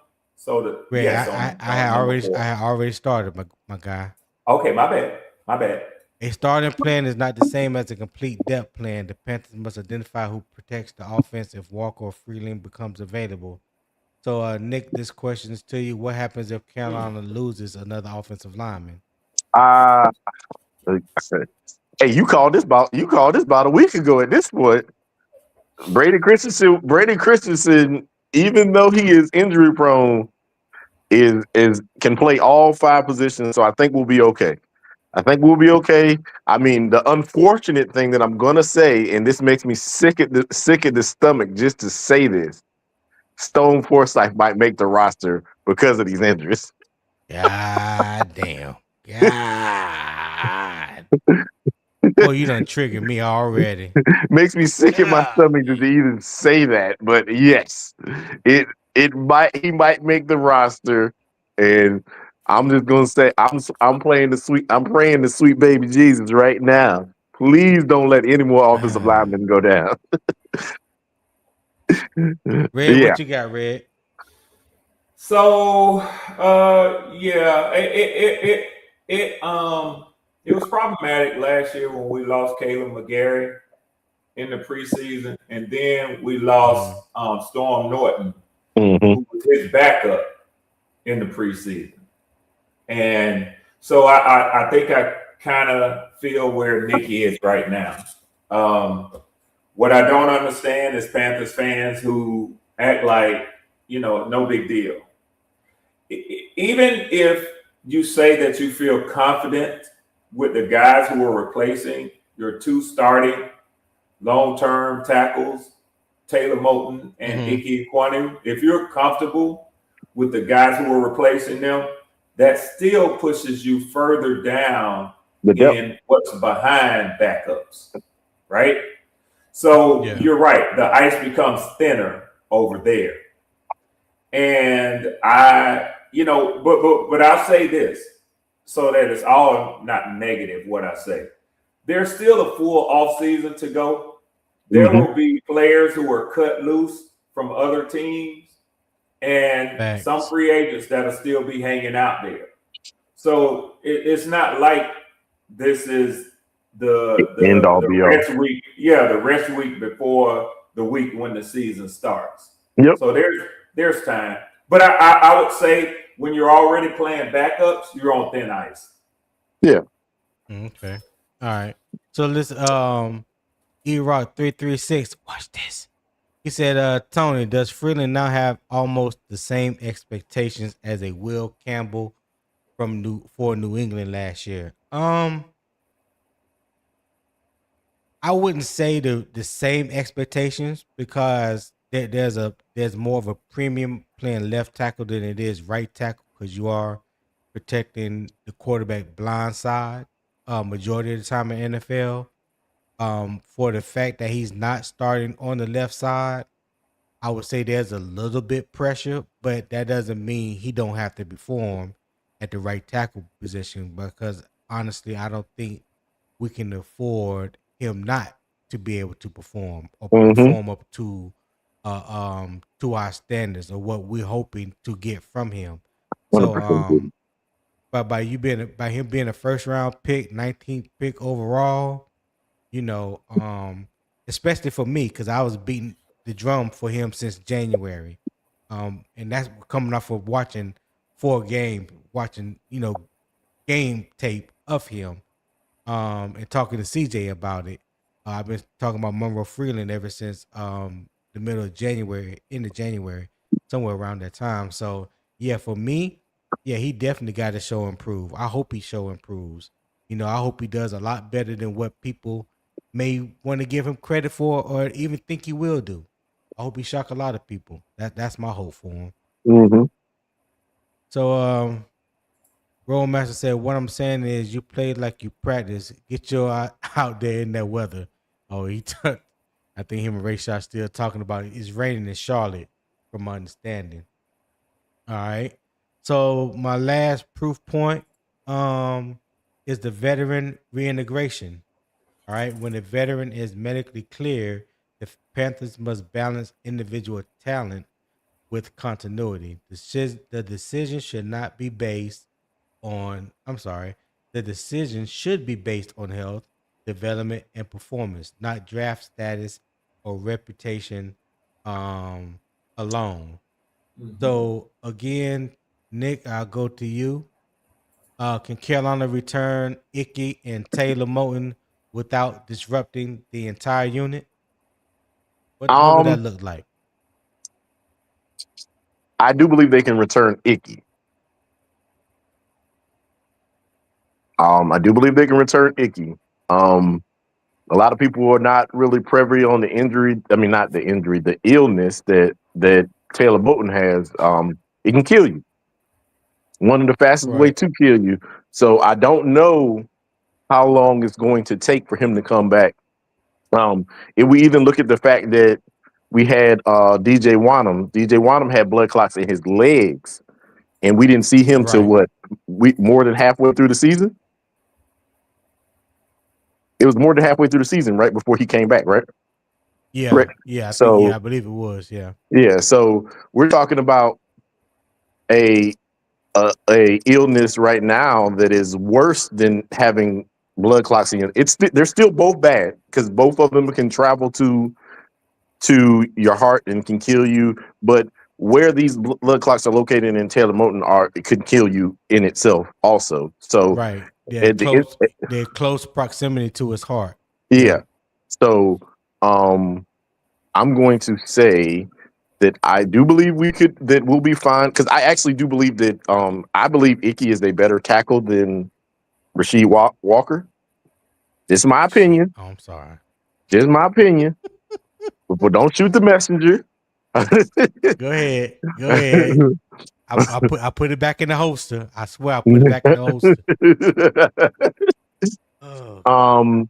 I just don't know that the timing for it will be with Moton. I don't know if Moton will be ready in time to not have given Monroe Freeling time to adjust to the NFL and to maybe be playing at a higher level than he has been playing in years. I mean, at the end of the day, we do remember the Moton of 6 years ago that nobody could get around. We do remember that, and we do know that has slowed down because of the age, and that's not wrong. I mean, Father Time is undefeated, but I think we can get Ickey back in there. But I just don't know.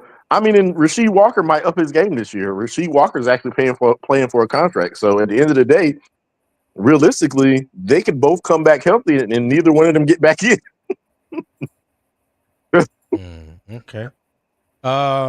Red Swarm, what you got? Yeah, I don't think it'll take Moton really any time to get back in there, lock in his position alongside the guard. Who's y'all's guard on his side? Damon Lewis. Damon Lewis. It shouldn't take him any time. They're familiar with each other. That could happen as quickly as a week, I would say, with as long as they both been in the NFL and the time that they had together aside each other.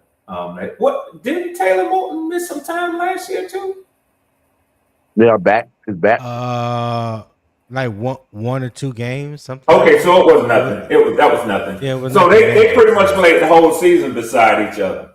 Yeah. I would say that'll be a quick, transition for him to get reintegrated back into there. I think Nick raised a good point, as well as you, Tony. That might be why they put the rookie over there on the right side, is because they expect that Moton will be back, relatively quickly. And the absence of Ickey is going to be lengthier. So maybe their plan was to have Walker just, settle in at the left tackle and give your rookie more time to develop, knowing that Taylor Moton would be back relatively quickly. You think so, Red? I don't know. I don't know. Like, I know. I mean, y'all team like that, but I think that it begs at least the thought on that. It makes sense to me. Red, I'm gonna say this, and no, not with y'all like this. It ain't nothing to tell you. The only reason they put the rookie over there is because the rookie is the only one who has played right tackle. The only one out of the two tackles, he's the only one who has played right tackle at all. I think I saw Rasheed Walker has been on the right side one time in college. One time. So at the end of the day, this kid has played multiple snaps at the right tackle. So you would prefer to take the one who has more experience and put him over there rather than putting the one who has, and in the NFL has zero experience at that. I see what you're saying. So I think my point made was a valid one. I get that you don't agree with it, but I also don't think that you can say that's the only, meaning one, singular, none other. I don't think that you're at liberty no more than I am, just guessing, spitballing, to say that's the only reason. Now, what will signify for me that maybe you are correct and that he is your strongest option at right tackle is if when Taylor Moton is ready to return, they put him on the left side and push Walker back as opposed to replacing the rookie on his natural side. Oh, no, they're not going to do that. They're not going to do that. We'll see. We'll see.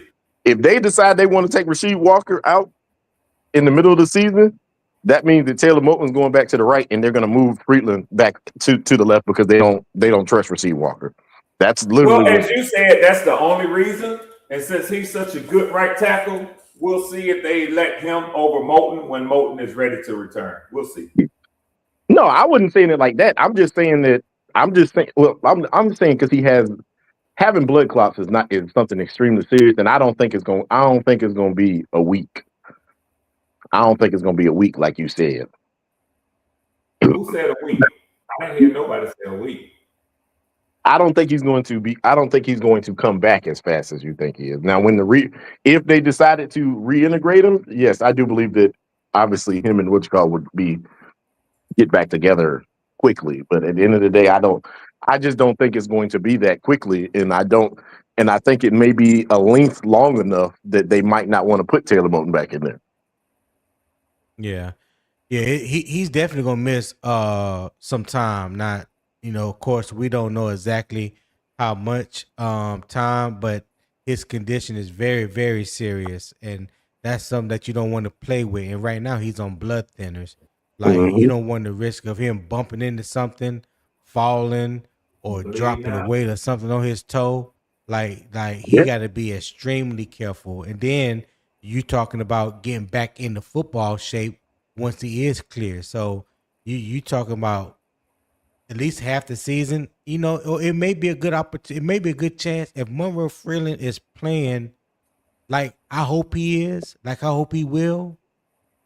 You may not need Taylor Moton to come back. And let's not forget, what his salary cap figure will be going into next year. He can very well be a salary cap casualty for the Panthers. So if Monroe Freeling steps up in that right tackle position and show Dave and Dan and Brent Tillis and those guys that he's the answer, they gonna go with the cheaper option. Yeah, that's all I was saying too, Tony. That's all. That is 100% what I'm pointing out is the fact that being on blood thinners, having to kind of take it easy, not putting yourself in risky situations, and then having a guy who out there who could possibly step up and show that you are expendable. And Nick fashions himself, Tony, as a salary cap guru. And I think that he would probably agree that y'all gonna have to create some cap space somewhere, somehow. Oh, we're gonna have some players are gonna have to go next year. Some players are gonna have to go. You can't pay everybody. There's some things that's going to be that needs to be made. That's going to be made. And I listen with Brent Tillis behind the helm. I believe in him wholeheartardly. So I'm pretty sure those guys have a plan. They already know what to expect. They probably already have a jump on who they want to keep and who they're going to let go. So I don't have no doubt when it comes to that. I don't try to even really think about it until it's time to think about it. So, but yeah, definitely some decisions will have to be made. All right.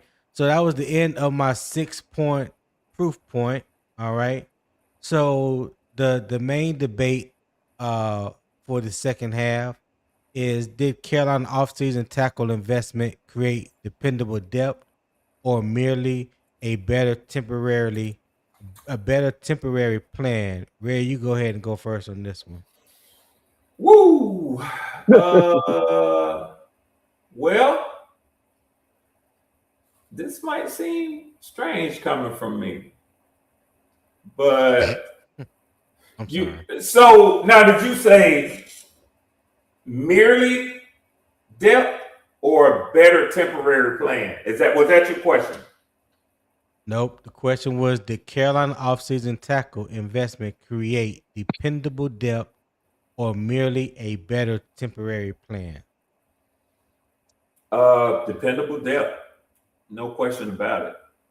No question about it. It gives y'all options. If Walker and Freeling show that they're not quite ready to be the starters, they're definitely can be viewed as and used as dependable depth. From a veteran tackle and Walker to a developing tackle in Freeling. And he is much more than that. Let me go on to say that now. But I'm saying in worst case scenario, if that's what they prove to be. And you have to rely on Ekwonu and Taylor Moton when they come back long term. Y'all already know what they can be. And then if in the worst case scenario, you have the rookie out of Georgia and the other guy as depth, how can that not be a good investment? So I think that y'all absolutely created dependable depth. And even more than that, I mean, it does seem like maybe Dan Morgan. Well, no, I don't think that. No, when the draft was held, no, they didn't know that. So you can't give him that sort of thing. But I mean, no matter how you look at it, it makes y'all selection of Monroe look more and more and more like the best choice that y'all could have made with the first round pick. And this is just me being a real football talker. Fuck hating on a division opponent. I do have the ability to keep it 100. And that shit is just starting to look more and more and more like the right move that y'all made. It is what it is. All right. Real quick, before I'm gonna go to T-Code, before I bring him up real quick. Hey, we've been here over 3 hours yet. My daily goal is $25. I'm like $18 away. Hey, show support for the content that I bring to you each and every morning. I would greatly appreciate it. QR code in the top right. Scan that QR code. Give whatever your heart leading you to give. There's also a pinned comment in the YouTube comment section that's pinned at the top for my PayPal. If you're watching the stream, which I know majority of you are through Carolina Armchair GM CJ stream, you can also send a super chat. All right, you can also send a super chat. There's like 10 people watching through my stream, and I know I have more subscribers than that. So evidently, people haven't subscribed that I need to subscribe. So again, if you haven't subscribed to Unbiased Opinion Sports Talk, go ahead over and subscribe to that channel as well. There's a total of about 63 people watching between the two channels. If you have not subscribed to Unbiased Opinion Sports Talk, just go ahead and on over to Unbiased Opinion Sports Talk, subscribe, hit the post notification bell, select all, so you'll be made aware when I do go live. It's Monday through Friday, 7 a.m. Eastern Time. I would greatly appreciate that, you guys. Tico, what's happening? Yo, what's going on, fellas? What's happening? What's going on, man? T-Sizzle. Talking a little football on day one of training camp. Yeah, man, we here now. Yes, sir. Yes, sir. We are definitely here.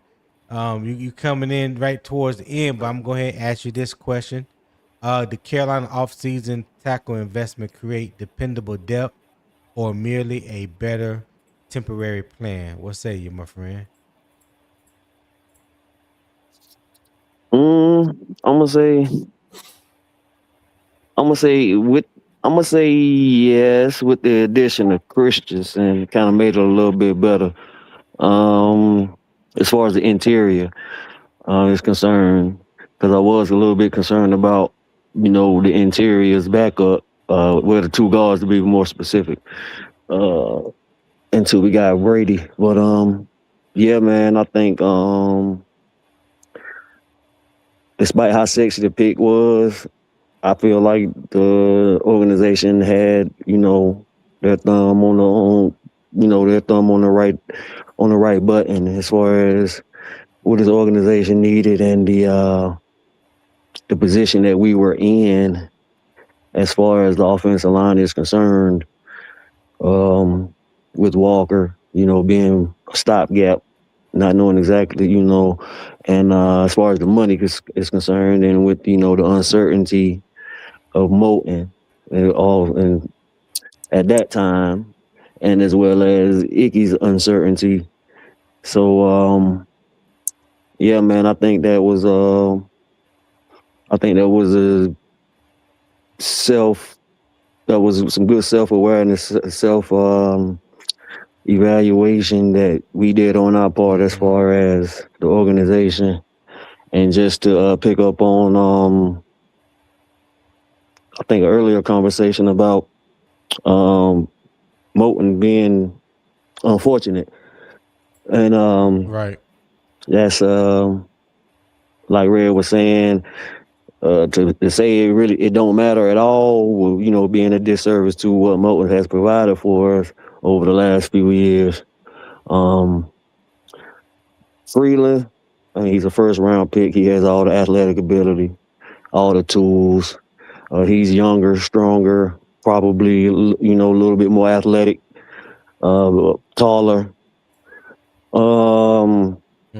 It's going to be in between the ears for him, and how quick he can adjust to the games and the twist and the stunts and the wide nines and, you know, the corner blitzes, nickel blitzes and stuff like that. But one thing I can say, he got Big 50 right beside him. Just like Lewis had, you know, your boy Walker gonna have Lewis beside him. And I don't want people to talk about Walker like he just came from out of college, like he ain't play a full season, like he ain't just protect, you know what I'm saying, Love. Like, you know, like so yeah, like let's not talk about Walker like he just some Rudy poop. You know what I'm saying? He has, you know, he got quality games under his belt, playoff games under his belt, you know what I'm saying? And a totally better pass blocker than Ickey was off the rip. So what he gonna do here is yet to be seen. And shit. Yeah, I think that's where we are. I know for a fact that Luke Fortner is smart. He's like a damn rocket scientist or something like that. So that's gonna help with the communications. I can't say how it's gonna help with his ability. But I know knowing what to do and knowing, you know, how to get people in line is a good quality. And he should be a quick study with the offense. Right. And it seemed like his trajectory is going up versus when he first got to Jacksonville. I don't know what happened over there, but he played pretty good for the Saints last year. We got the young boy behind him. So I think that Ickey and Moton come back. You don't know which one gonna be healthy, which one gonna come back. If both of them gonna come back, I don't even think I'm ready to go there yet, bro. We're across, you know what I'm saying? I feel like either way, if either one of them healthy, it's a good thing for us because we're gonna have a hellified swing or somebody gonna get traded or it's assets at the end of the day. We have assets. So that's where I'm at with it. All right, what you got, Nick? I think the insight for them was very great. I mean, I think that a lot of us was hoping. I mean, maybe you weren't hoping that, Tony, but I think a lot of us was hoping they took a defensive player. I know that T. Cole was hoping that. I know that T. Cole was hoping they took the same player that I wanted them to take. But that did not happen, and they took Monroe Freeling. And now it actually, with what's going on right now, it looks ingenious to me. I think that they did the right thing at this point. Now, I mean, we can't. At the end of the day, everything starts at the offensive line. If the offensive line is in shambles, you can't get anything done. So at the end of the day, they made the right choice. I think that this was a extremely smart choice, and just like Tico was saying a few seconds ago, is like if both of them come back healthy, if both Ickey and Wichita come back healthy, I think that all that does is add really good depth for us, and it puts us in a place that we don't have to worry about the offensive line anymore, at least for this year. And then maybe it gives us an opportunity to say that okay, maybe we don't just cut Moton. Maybe we send him to somewhere else, and we get maybe a fourth, fifth round pick for him, or something like that. I mean, because these are assets. I don't know, and maybe Rasheed. Well, I mean, maybe Rasheed Walker earns a contract somewhere else, and we keep Ickey. Who knows how it's going to turn out, man? But but in the way that things have turned out. And you calling the Brady Christensen coming back now, I do feel like we have added the proper depth that we need. Because I do believe last year we went into the season with nine linemen on the active roster? Returning lineman. Yeah. Huh? I'm talking, nine. I'm talking on the 53. Once we got down to 53, I think it was 9 active linemen. Yeah, that's what I'm saying. And all of them had played with us the previous year too. Yeah. Yeah, that's right.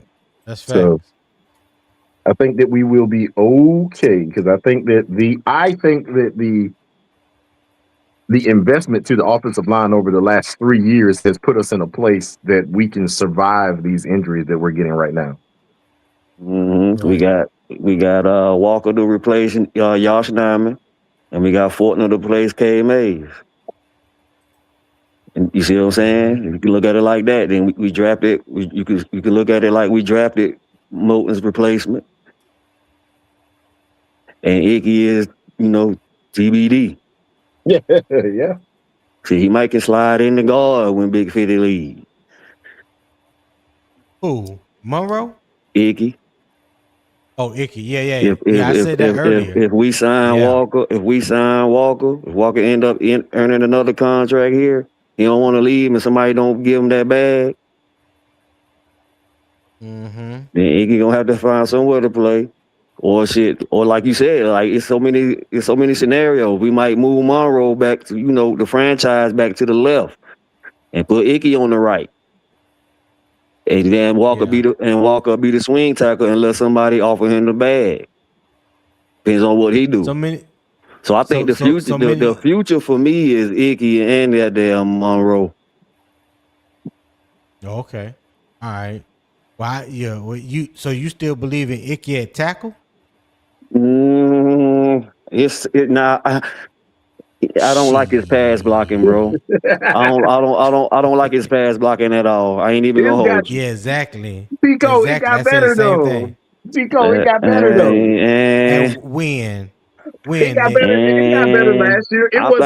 I think I feel about Ickey like 336 feel about Bryce. Somebody knocked Nick head off with that comment.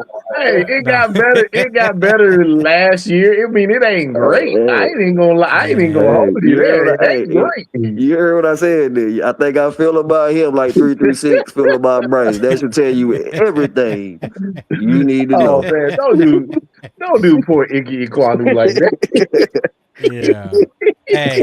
Hey, Nick, if you ask my wife, she probably worse than what 336 feel about Bryce. That wouldn't get her started on Ickey. That nigga got like 5 false starts in a row.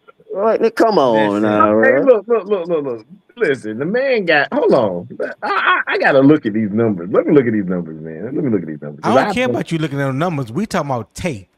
Dang, he had what we see with our own eyes on the field. Dang, I didn't know he had 7 penalties. Man, go. Hey, Nick. Hey, I'm about to get out of here, man, before Nick piss me off. Hey, y'all do me a favor, man. Hey, look, we've been here almost 3.5 hours, man. Support the channel. I ain't even reached my little daily goal of $25, man. I'm kind of hurt behind that. But yeah, the QR code's in the top right. I'm hurt too, Tony. I'm hurt too. The link is pinned in the YouTube chat. So yeah, I'll greatly appreciate it. And if I need to, let me put it right here. And nope, that's not it. Dumb me. I don't know who they think and everybody know Panthers fans got money. What's the deal, man? Huh? I'm telling them. I'm finna raise hell, man. I don't like it. I don't like it. The man been kind as he can be. He ain't put no weapon. See how I did that, Tony? To nobody's head. You know what I'm saying? I put the link in the chat on StreamYard. No weapon. So you guys can click the link if you don't mind. I would greatly appreciate it. What you say, Red?